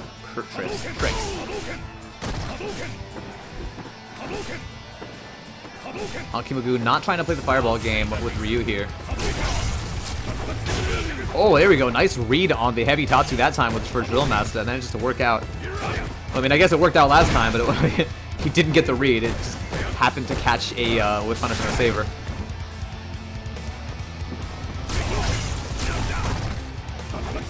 Oh, again, there's the heavy Tatsu. This time, is blocked and punished. Again, with Honky Magoo's awkward jab punishes for everything. Interestingly enough, he has to punish the sweep with crouching heavy punch. And whips the second hit of it.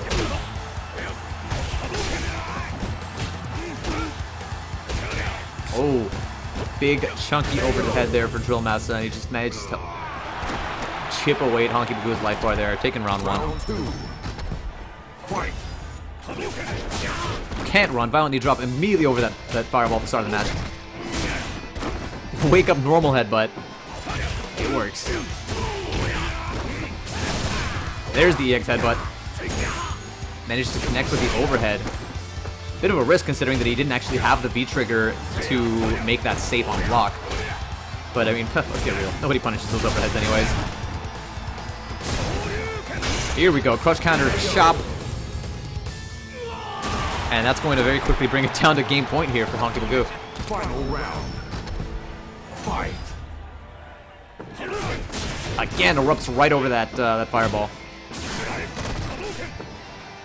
Urian erupting all over the place. Drill Master not knowing what to do. Here we go. Punishes the sweep with the crouching medium kick, interestingly enough.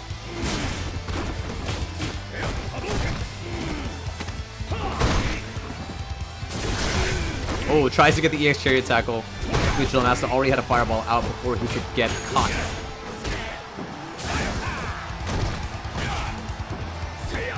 Interesting that Honky's punishing those sweeps with crouching medium kick instead of counter sweep. I'm not sure what the idea is there. There's something I'm not knowing.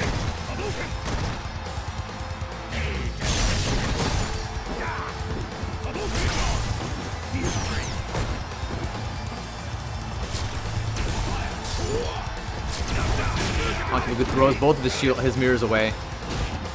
Versus a fireball character, that might be a problem.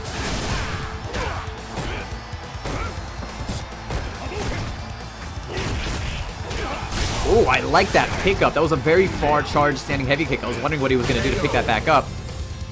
And the crouching medium punch worked perfectly. Unfortunately, it's just barely not enough damage. Drill Master managed to put one on the board and demonstrate that we do have a match. Ryu's pecs are putting up a fight indeed.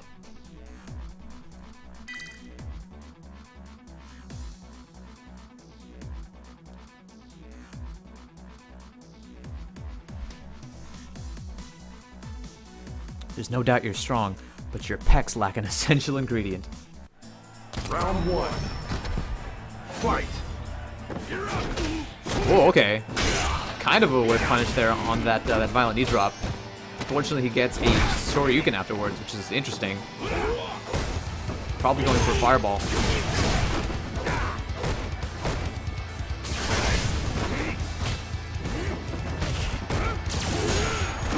Could be reversal there by Honky Bagoo.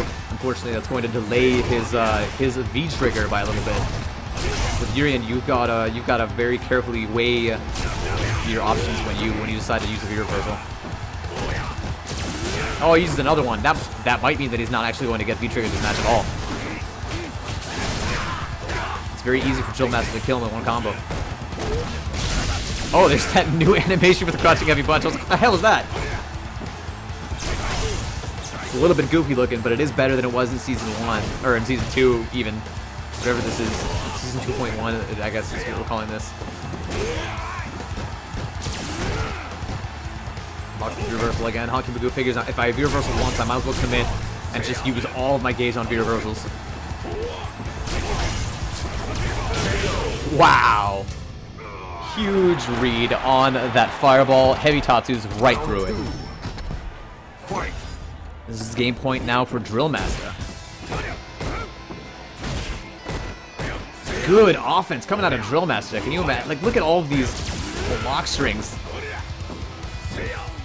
Cross unders the block strings. I mean, props go to Honky Bagoo for blocking, but just the fact that the Drill Master knows what buttons to press, when to press them, and he has his timings down, he has his confirms down. He's doing his best to try and open up the opponent while staying as safe as possible. Here for Honky Bagoo. Whoa, gets the trade with the elbow, which is super favorable for Urian. Sweet V-trigger activation. Doesn't go for the charge, his engine. Oh, there it is. Oh, very hard to know what to do when you see that fireball charging in your face. There's the guard break. Wow, that charged so quickly, and then gets the stun, and that's going to be it for Drill Master. Wait, he gets a little bit cheeky there. He taunts, he doesn't go for an optimal combo. He could have started out with a jump in to get the kill, but no. There we go. Still manages to get it out without making himself look like a fool. Drill Master manages to move on into, I believe, losers finals. Or top 4, I believe is what it actually would be. It's go time. All right, so let's see where we're at here. Yeah, Drill Master takes it 2-1 over Hockey Magoo, which puts him into losers semifinals, which is top 4.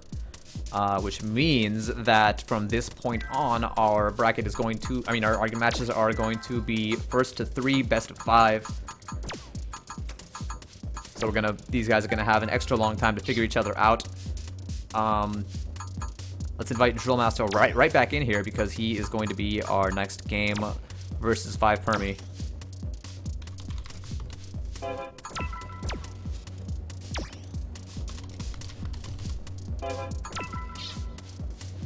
No rest for the wicked. Drill Master, you have got 2, maybe 3 games to win if you want to take this tournament.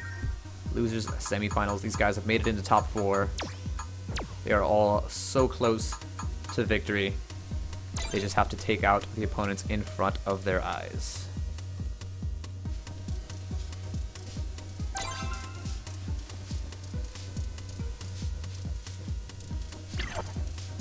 Alright, we are now officially in top 4. 5 Permi versus Drill Master, first to 3. I feel like the long set format is probably going to benefit Drill Master here because there is a lot of matchup knowledge that you have to acquire on the fly when you're playing against a character like Ibuki. Oh, here we go. Drill Master donning the battle armor. The zombie samurai Ryu here. What's up, Echo Drift? How's it going? Round 1. Fight. All right, I predict I'm going to see a lot of jumps and a lot of heavy dash, medium kicks out of 5 Permi here. That was almost exclusively what he used to beat Crankshaft in the previous match that we saw him. Like clockwork, there it is. Jumping medium kick. Now, if Drill Master can figure out how to beat the jump in pressure 100% of the time, then he will have absolutely no trouble here. Ooh, good catch on that dash forward. Just barely doesn't go behind. Take throw out of Ryu. There we go. Wake up EXDP. Gets 5 Permi a little bit out of trouble. Oh, and this is definitely going to be a kill.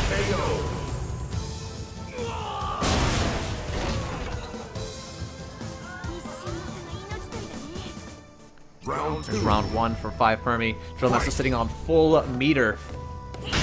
Ooh, crush counter hop kick. Goes for the damage follow up there. Ooh, gets the walk under into jab, but doesn't go into the full target combo there. Could have been a lot of damage from 5 Permi. Ooh, gets the optimal range air EX kunai there and picks it up even. Very powerful tool for Ibuki if you know the right ranges to use it at. Good anti-air. Tries to bait a DP. I like the thought process there by 5 Permi. Knows that Drill Master's on the ropes. Tries to give him a little bit of the runaround. Ibuki wins.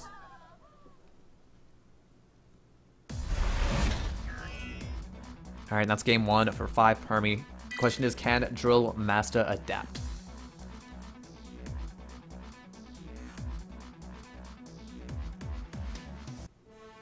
Round 1. Fight.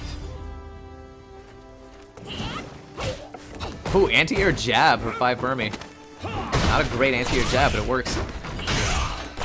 Crush counter hop kick again goes to the damage option. Ooh, very good punish opportunity on that sweep, but unfortunately he does not go into the full target combo there. Just goes to the single standing medium kick. Oh, and again drops that combo, the standing medium kick into standing medium punch. 5 Permi missing a little bit of opportunities here. Again, dropping the pickup on that air EX kunai. I'm not sure what's going on with 5 Permi right now. We know he can do this. Drill Master gets the back throw. Whoa, air Tatsu. Not sure I agree with that jump Tatsu. Not only did it not connect, but caused him to corner himself, although he was probably trying to make a an anti-air whiff or something like that. He has seen that 5 permy tends to anti-air with crouching heavy punch, which absolutely would have not worked on that air tatsu. Ooh, 5 permy a little bit out of range for that overhead follow-up. We've seen that happen to him quite a bit. Oh, here we go. There's the cross-up medium kick. Good blocks by Drill Master, but unfortunately he just doesn't take his turn. Allows 5 permy to just continue pressing buttons on him in the corner there. Oh, it tries to jump out. 5 permy is ready for it, and there's the stun, and this is going to be the end of the round.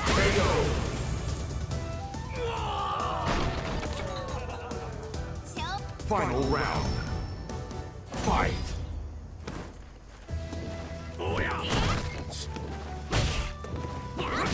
5 permy consistently going for that anti-air jab. Trading not in his favor, but it's better than nothing. Again, too far out of range for that follow-up pickup with the off of the overhead. What 5 permy might want to consider doing is, instead of going for that overhead jab right follow-up, he might want to consider just going overhead immediately into to light DP. That is also going to combo because that light DP comes out in 3 frames, but it has a longer effective range, meaning that all those situations where he's using that overhead and trying to and whipping that jab afterwards, he could be picking that up with light DP. It's especially effective if he can learn to gauge the range at which he's using that overhead and figure out when it'll whip and when it won't.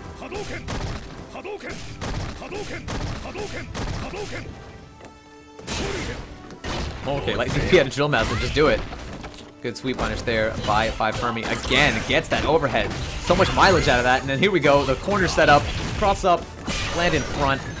And Drill Master does not know what to do. Again, if you're taking notes out there and you want to know how to beat that particular setup for Ibuki, what you do is you hold forward, walk out of it. And this is immediately game point in this first of 3 match for 5 permy. Drill Master has not been able to adapt, and that is going to be a huge punish for 5 permy. Tries to go for the mid-screen cross under, but unfortunately drops it. Not an easy thing to do.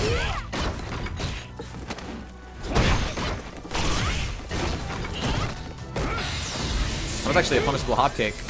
Drill Master could have light DP'd that or jabbed it.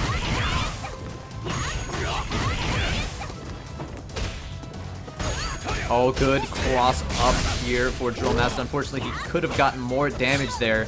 Dropped his opportunity just a little bit.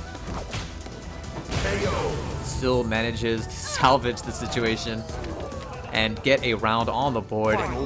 Can he make this comeback happen is the question.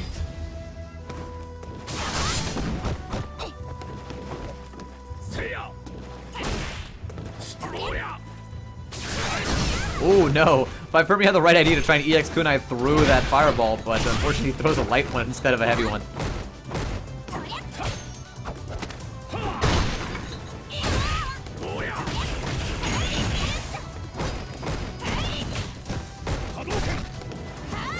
Five permy not able to open up the Drill Master there.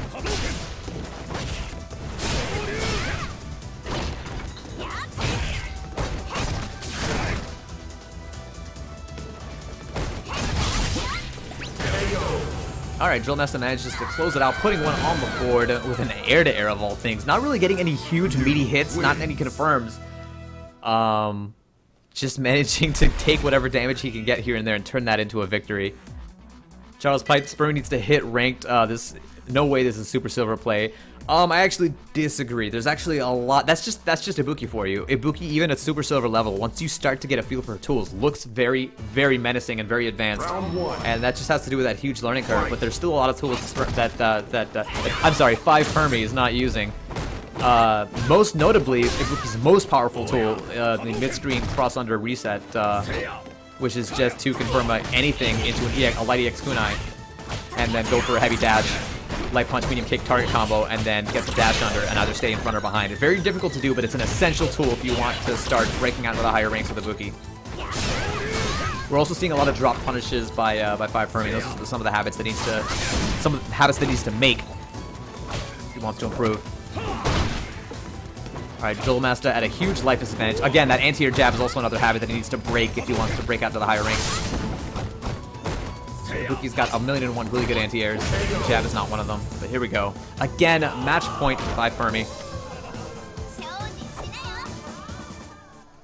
Round 2. Fight. Yeah, V-Skill's another tool that's underutilized by a lot of entities, myself included, because it's hard to see why it's good.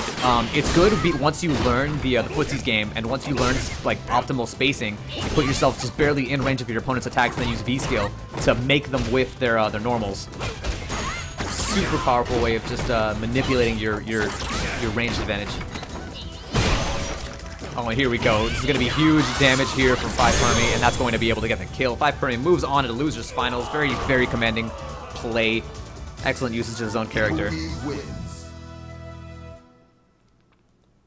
Yeah, it's another thing is, and that's a huge, huge hurdle for Ibuki players.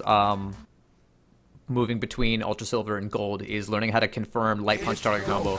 Learning how to confirm basically 2 standing light punches or a crouching light punch and a standing light punch in a target combo is a very difficult thing to do. Or even to confirm raw target combo into the light kick option on block is very difficult to do. 5 Permy manages to move on into losers finals, but in the meantime, let's go ahead and take a look at our winners finals and see what we've got going on there. It's going to be, well, first up, let's go ahead and advance 5 Permy 3-1. Bam. All right, it's going to be Perfections versus Misery Business 21 in our winners finals match. Let's go ahead and send Misery Business the invite. Perfections already in here.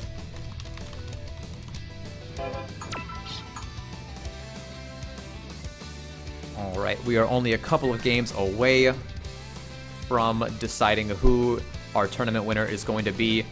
Perfections versus Misery Business 21. Either one of these two could be our tournament winner.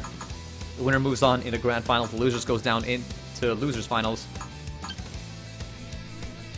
Again, it's going to be first to 3 or best of 5. Whichever terminology you want to use. Nope, commentating solo today.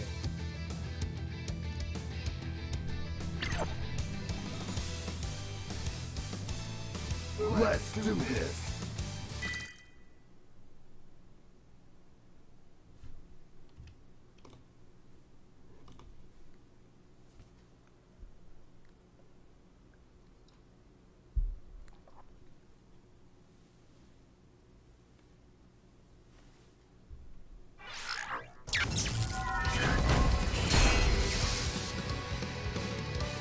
Alright, Perfections with his Guile versus Misery Business 21 and our Mika.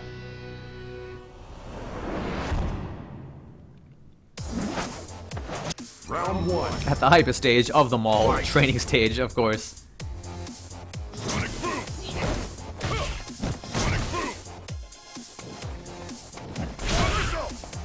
Good anti-air somersault out of Perfections. Wow, really pushes his luck with those dashes. No buttons coming out of Misery Business. Oh, and there's the upside down kick. Shimmy manages to turn that into damage. And then here we go. Perfections working the corner pressure on the Misery Business. Oh, but here we go. This could be the start of a comeback here from Misery Business. Manages to get that Irish whip. Good position change there, but unfortunately manages to throw Perfections out of the corner.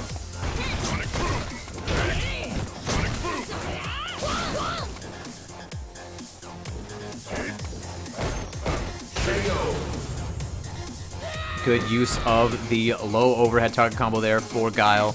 All he needed was that one touch, and that was the perfect way to get it. Perfections wins round 1 and has a meter advantage. Look at that. Full critical art at his disposal. He can do whatever he wants with that. Alright, interesting little option there with the random full screen mic. Perfections, if you wanted to, could have actually spent 1 bar on an EX boom to shut that down.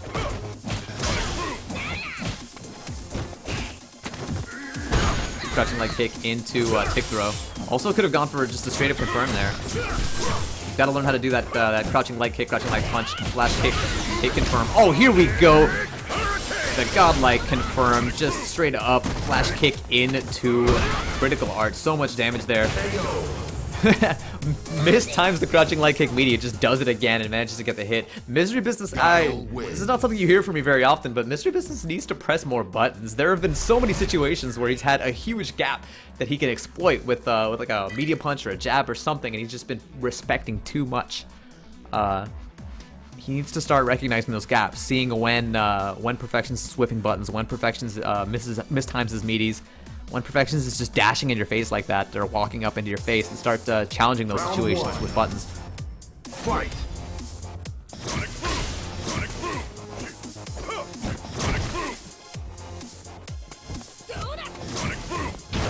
Yeah, I'm not entirely sure what Misery Business's game plan is right now. Looks like he's having a very hard time struggling to get in against Perfections. There we go, has to risk a dash forward into command grab. Oh, there's a sweep, taking huge risks to try and get any bit of momentum that he can. Spends Nadeshko, but doesn't get very much off of that. And then right off the bat, there we go, upside down kick. Manages to catch Misery Business, pressing buttons. I think any media would have done the trick there. This is Winners Finals. Round 2. Fight. Wow, just raw somersault catches Misery Business trying to dash forward. The Twitch reactions on Perfections. Matter of fact, that's something that that Misery Business might want to keep in mind. If Perfections is just Twitch reacting to everything with flash kick, then you can start baiting those with neutral jumps. Meaty slide, unfortunately, that's not a thing. Perfections still manages to get that punish there. Calls Nadeshko for help, but unfortunately Nadeshko can only do so much. And that's going to be game 2 for Perfections.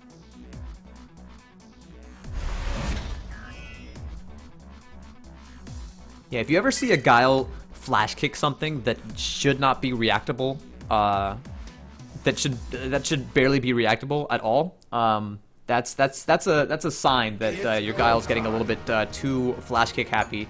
I still have it. No, I don't. I have it set to first 3. These guys just went back to the lobby. Let's let these guys continue on with their match.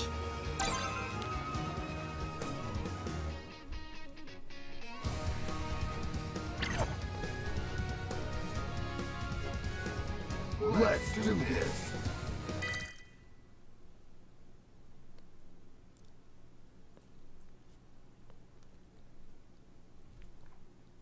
Yeah, Misery Business does not look like he knows how to handle this match right now. Oh, here we go. His adaptation is to try out Fang.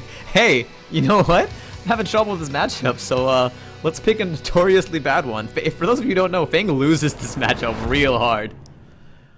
But let's find out if Misery Business is secretly Xion in disguise. Let's do this. Fun fact, Xion also doesn't play this character anymore. So I don't even know who I would make the comparison to, but let's see what Misery Business has up his sleeves. His huge, massive, poison-containing sleeves. Yeah, it's not gonna work. Guile he outzones the hell out of Fang. All you have to do is play a ranged fireball game, and there's almost nothing that Fang can do to stop it. This is such an uphill battle for Fang. Good use of the lunge, the fireball canceling properties on that lunge. Unfortunately, it's just not going to reach with any damage. He gets a sweep. Tries to bait EX flash kick. Unfortunately, we haven't really seen that many EX flash kicks on Wake Up out of Perfection. He's too perfect for that kind of imperfect style. Oh, good confirmation out of the Sonic Boom into the V-trigger, into the dash up. And he even has some pressure ready behind it. Oh, good sweep punish as well. Perfections. Some masterful play right now.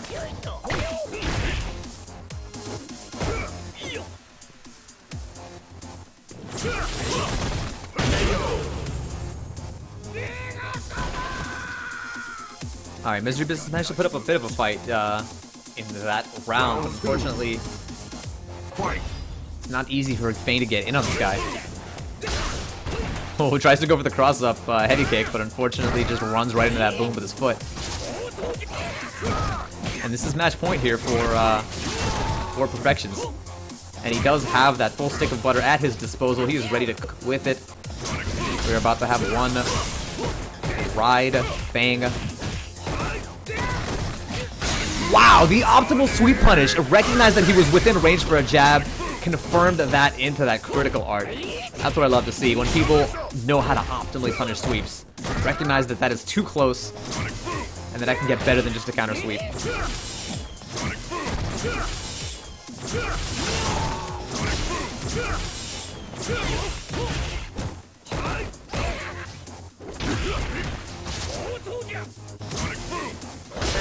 Ooh, excellent usage of the standing medium kick far anti-air. Perfections moves on without breaking a sweat into grand finals.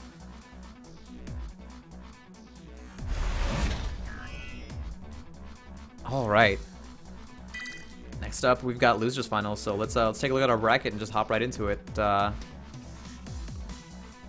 Perfections moves on 3-zip. And we are going to see our losers finals game, Misery Business 21 versus 5 Permi. Let's give 5 Permi another invite back in here.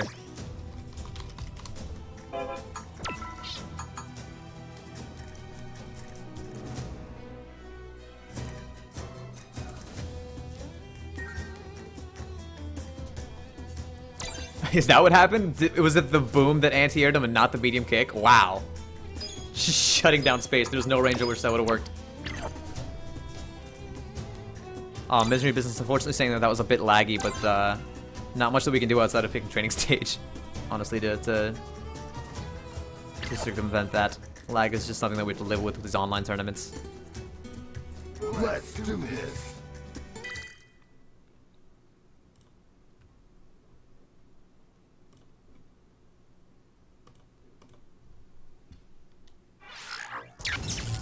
Alright, here we go, ladies and gentlemen. First of 3 losers finals between Misery Business 21's Armega versus 5 Permi's Ibuki.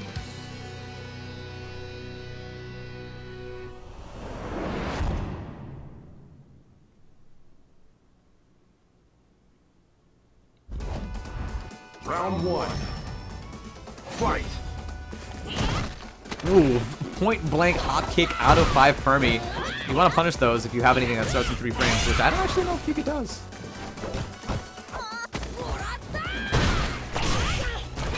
Good anti-air DP out of 5 Permi. Oh, interesting. He actually got the jab after the overhead, but then whipped the right afterwards. I don't think I've ever seen that happen.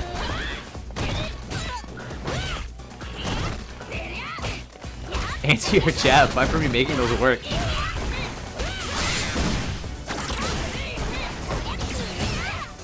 Oh, wow. Another weird situation there. Misery Business manages to connect with the kick of the V-reversal, but actually drops and doesn't go into the follow-up. Round 2. Fight. Wow, just jump roundhouse, manages to connect for Misery Business. Oh, it tries to get the target combo there, but unfortunately just goes right into sweep instead. Luckily, it doesn't get, it works out for him, but very dangerous stuff. Oh, here we go. Is that going to be in the corner? Yep.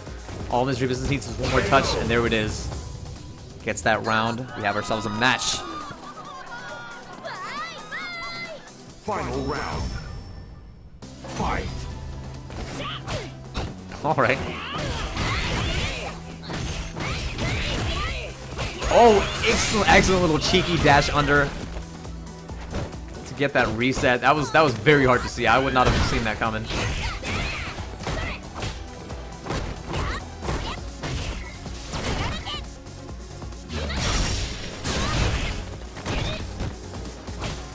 Jump back jab out of 5 Permi, but unfortunately he's still in the corner.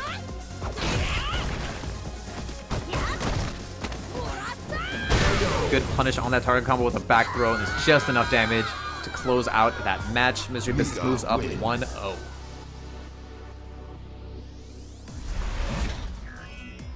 NK Montreal, silver player, like the definition of what constitutes silver has the skill, the general skill level of silver players has risen a lot since the game came out. Like, somebody who could have easily gotten gold in Season 1 will struggle to get silver in Season 3, in Season 2.1 or whatever this is.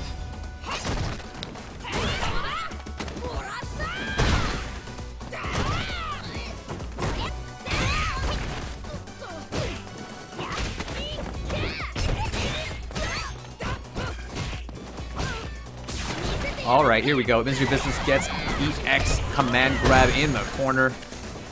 Unfortunately, he's going to lose his Oki, but he manages to work his way right back in. Here we go. 5 Fermi manages to get something started. There's the cross under setup. Manages to catch Misery Business with his non-existent pants down. And there is the overhead into jab into Raida. This is going to be a lot of damage. Goes for the optimal follow-up. Not going to kill. Okay, tries to bait something. Mika doesn't have a DP, and she also didn't have critical art there. So 5 Fermi was actually free to just continue pressure. But, I guess it's just force of habit. That's just the kind of situation in which you would expect a DP to come out.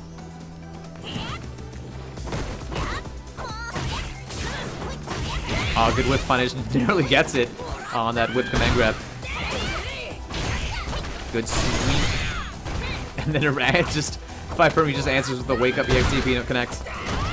Charge drop kick. Oh, okay. Interesting that Misery Business just goes for a normal throw afterwards instead of trying to command grab.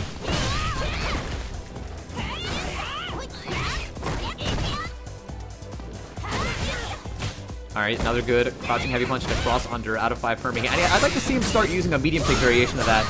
Going for a crouching heavy punch like kick dash every single time, which is pretty much always landed in front. I want to see him mix it up with the medium kick dash, go behind, and actually turn that into a bit of a tricky cross under.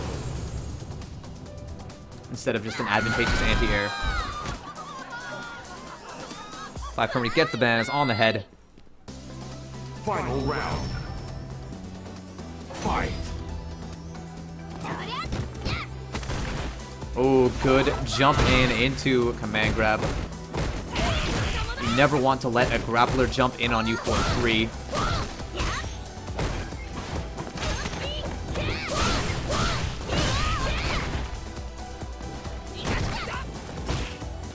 Interesting air-to-air.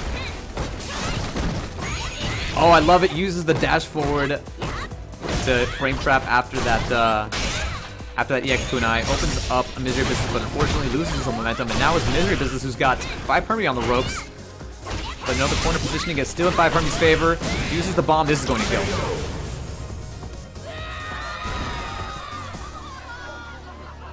Ibuki wins. That last round went a mile a minute, didn't it?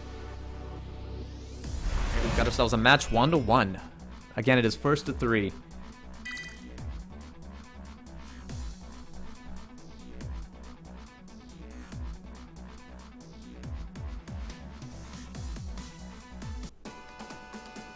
Round 1.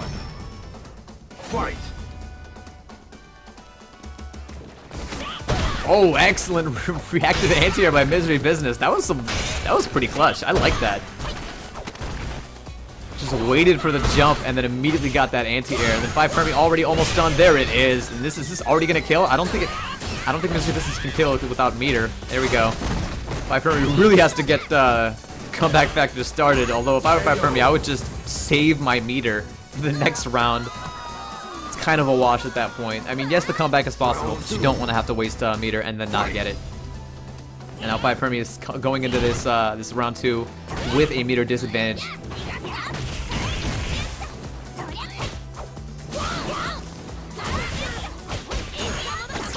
Oh, goes for the Raida. Actually, 5 Fermi did build enough meter to be able to go for a reset after that. Oh no, not an optimal punish on that whipped command grab. That was a huge opportunity for 5 Fermi. That might. Oh no, and then just the full screen wake up EXDP. But again, Misery Business dropping the optimal crush counter punish there. Another whipped command grab by Misery Business. Probably going for heavies when light command grab would have reached lighter EX. Final round. Just a lot of flubs all over that last round. That was pretty ugly on both ends.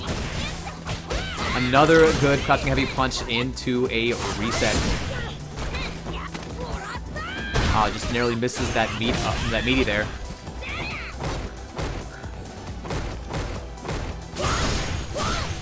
Good usage of that armor, manages to beat that crouching medium kick. Yeah, that double standing medium kick into crouching medium kick string is not super duper effective there. Oh no, drops that mid screen cross under reset, but doesn't need it anyway. Still manages to clench out that game 2.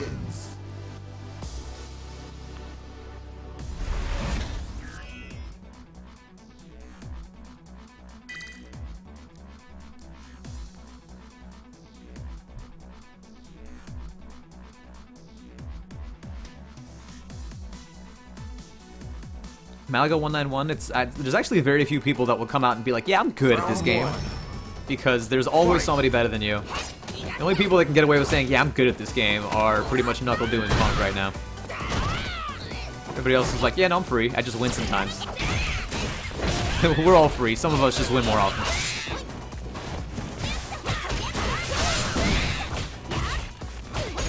Oh, okay. Excellent reset there. Managed to stay in front.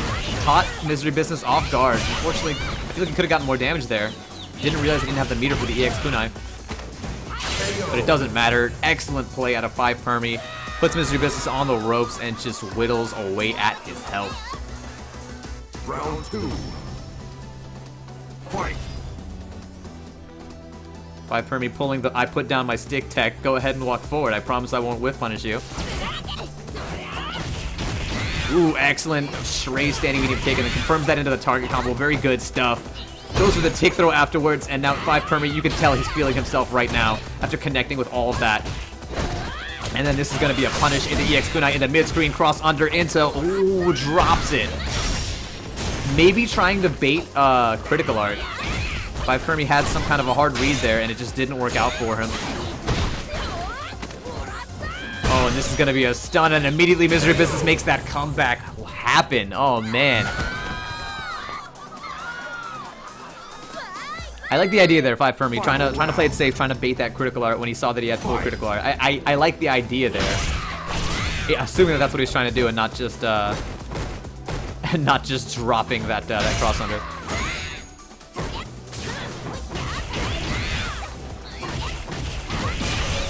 Oh my goodness, such a quick stun before I can even catch my bearings. 5 Permy already has the stun, going for the optimal damage follow-ups, but I'm not sure that it's smart to waste all your kunai when you're not going to be able to get a kill like that. You are just begging Misery Business to make this comeback. There we go. EX Raida going to be able to connect in the startup of that drop kick and take game 3. That is loser's finals point there for 5 Permy, and he's going to be able to walk happily up into the upper bracket and participate in grand finals, where he's going to have to win not 1 but 2 sets against Perfections. It's go time.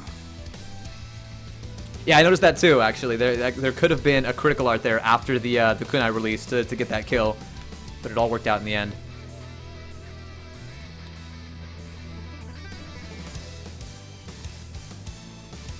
All right, 5 Permy takes it over Misery Business. I think that was what, 3-1? Yes.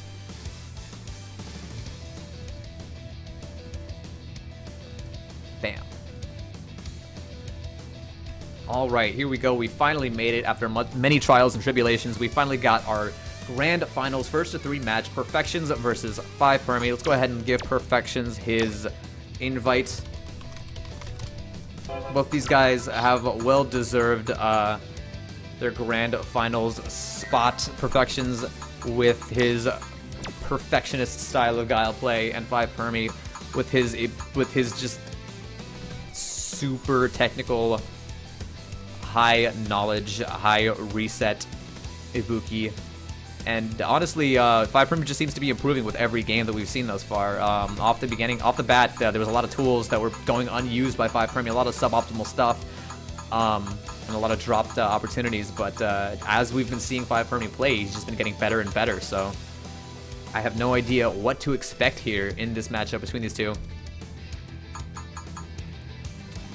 I think we're ready to get this show on the road. Just go ahead and cut it over to the good overlay. Bam. This is Grand Finals. Reminder, because this is Grand Finals and Perfections is coming from winners and 5 Permy is coming from losers, 5 Permy has to win not 1 but 2 first of 3 sets, whereas Perfections only has to win 1. So this is a little bit uphill for 5 Permy. And like I mentioned before, the long set format definitely does not work in Ibuki's favor. Ibuki, the type of character that thrives off of your opponent's lack of matchup experience. And so we could see anything happen here. We could see Perfections just close out this entire tournament. We could see the bracket reset and then another good match. But we definitely will see both these players improve in this matchup. I feel like this is definitely going to be a back and forth. 5 Permy's been tightening up his play all tournament long. And Perfections is not the type of opponent that you can use the same trick on twice. Round 1. Fight. Here we go, using the new Thailand stage. Of course, they took out the Islamic chanting, so maybe I can just give my own Islamic chant commentary in the background. Would that get me banned from Twitch? It shouldn't, right? Wow, alright, connects with the last active frame of that somersault. That was a prayer. Yep, Air EX Kunai is probably the strongest tool that Ibuki has in this matchup to get past a zoning guile. You can use it on reaction to beat those sonic booms, and if you're just at the right range, you can even follow up on hit or on block.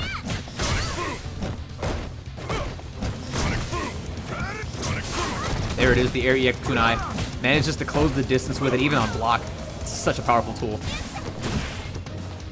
Oh, and there we go, the crouching heavy punch to beat that kite, just like we saw earlier. Perfections has the read on that. Round 2. Fight. Oh no, use that Air Kunai too close and the explosion passed right through Perfections there. Perfections on point with those somersaults. 5 Permy's been trying to bait them with fancy stuff like heavy command dash into kite, but all he needs to do if he wants to bait a flash kick is stand just barely out of flash kick range and then neutral jump. That'll do the trick.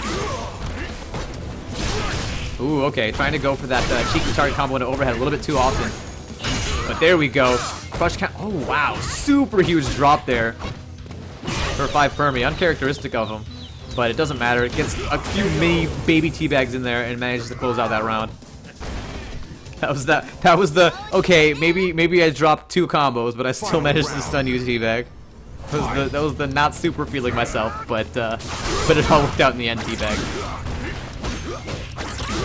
Oh, here we go, good confirm out of 5 Permy, but good blocks out of Perfections, does not fall for that target combo into overhead for the 4th time. Alright, no drops this time around for the crush counter punish for 5 Permy. Ooh, a good air-to-air by Perfections. Only air kunai me so many times before I figure out some way to get around it. Yeah, that's not it's not a great tool. 5 Permy likes using it and it's cool to see, but it's not a great tool.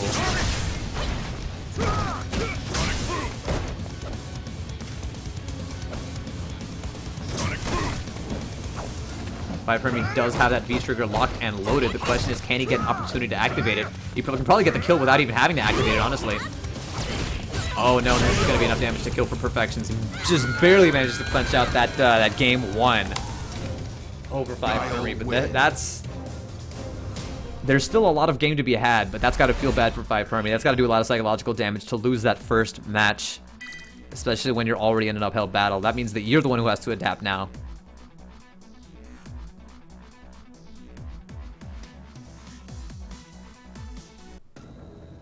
Round 1.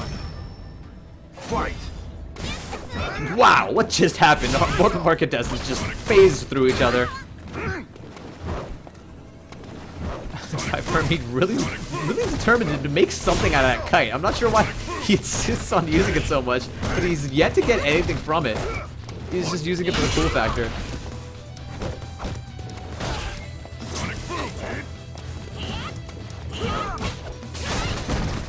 Alright. Nice little frame trap out of that light EX Kunai. Manages to get some good pressure going, but Perfections immediately puts a stop to it with an EX somersault, but no, whiffs another one. That's going to be a crush counter punish and a half. Oh, let's go into dash up the row. The old V-trigger-roo. You've got nice moves. Round 2. Fight. 5 Permy needs to figure something out here with these guys with roughly the same amount of meter. Wow, full screen from downtown. Air EX Kunai, boom shakalaka, even manages to pick it up. Alright, not sure that 5 Permy meant to do that, but that was a pretty cool corpse hop overhead. I didn't even know you could do that.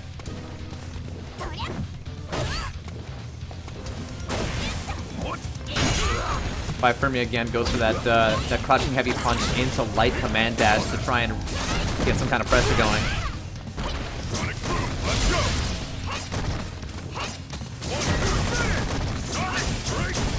Throws that kunai into that just swarm of sonic breaks coming at him, and then this is not going to work. Oh no, 5-Permy throws his last kunai trying to get the kill. All he needs is one touch though. I feel like a slide is the perfect tool right now. If there were ever a time to use slide, now is it. Oh no, goes for a Raida. Tries to get a lucky Raida. It doesn't work out. That might have been a whiffed input on EX Raida, but it wouldn't work anyways.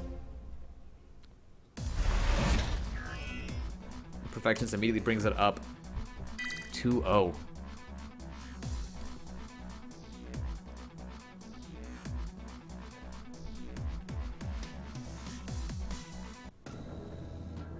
Round 1.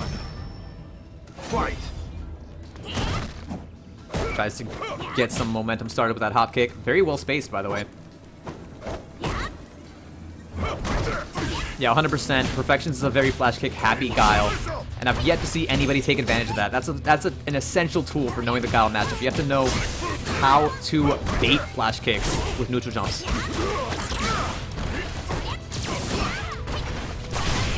Okay. Uses the meter on the wake up DP, gets the last hit of it. Not really an effective use of meter there, but manages to at least stop the momentum there from Perfections.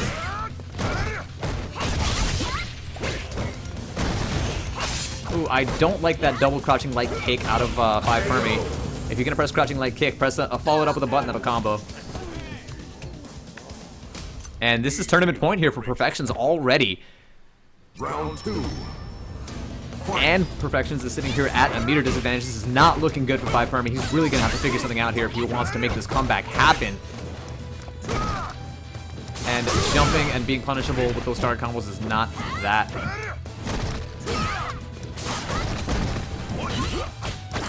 Okay, here we go. Manages to confirm off of an overhead. And immediately tries to go for another overhead.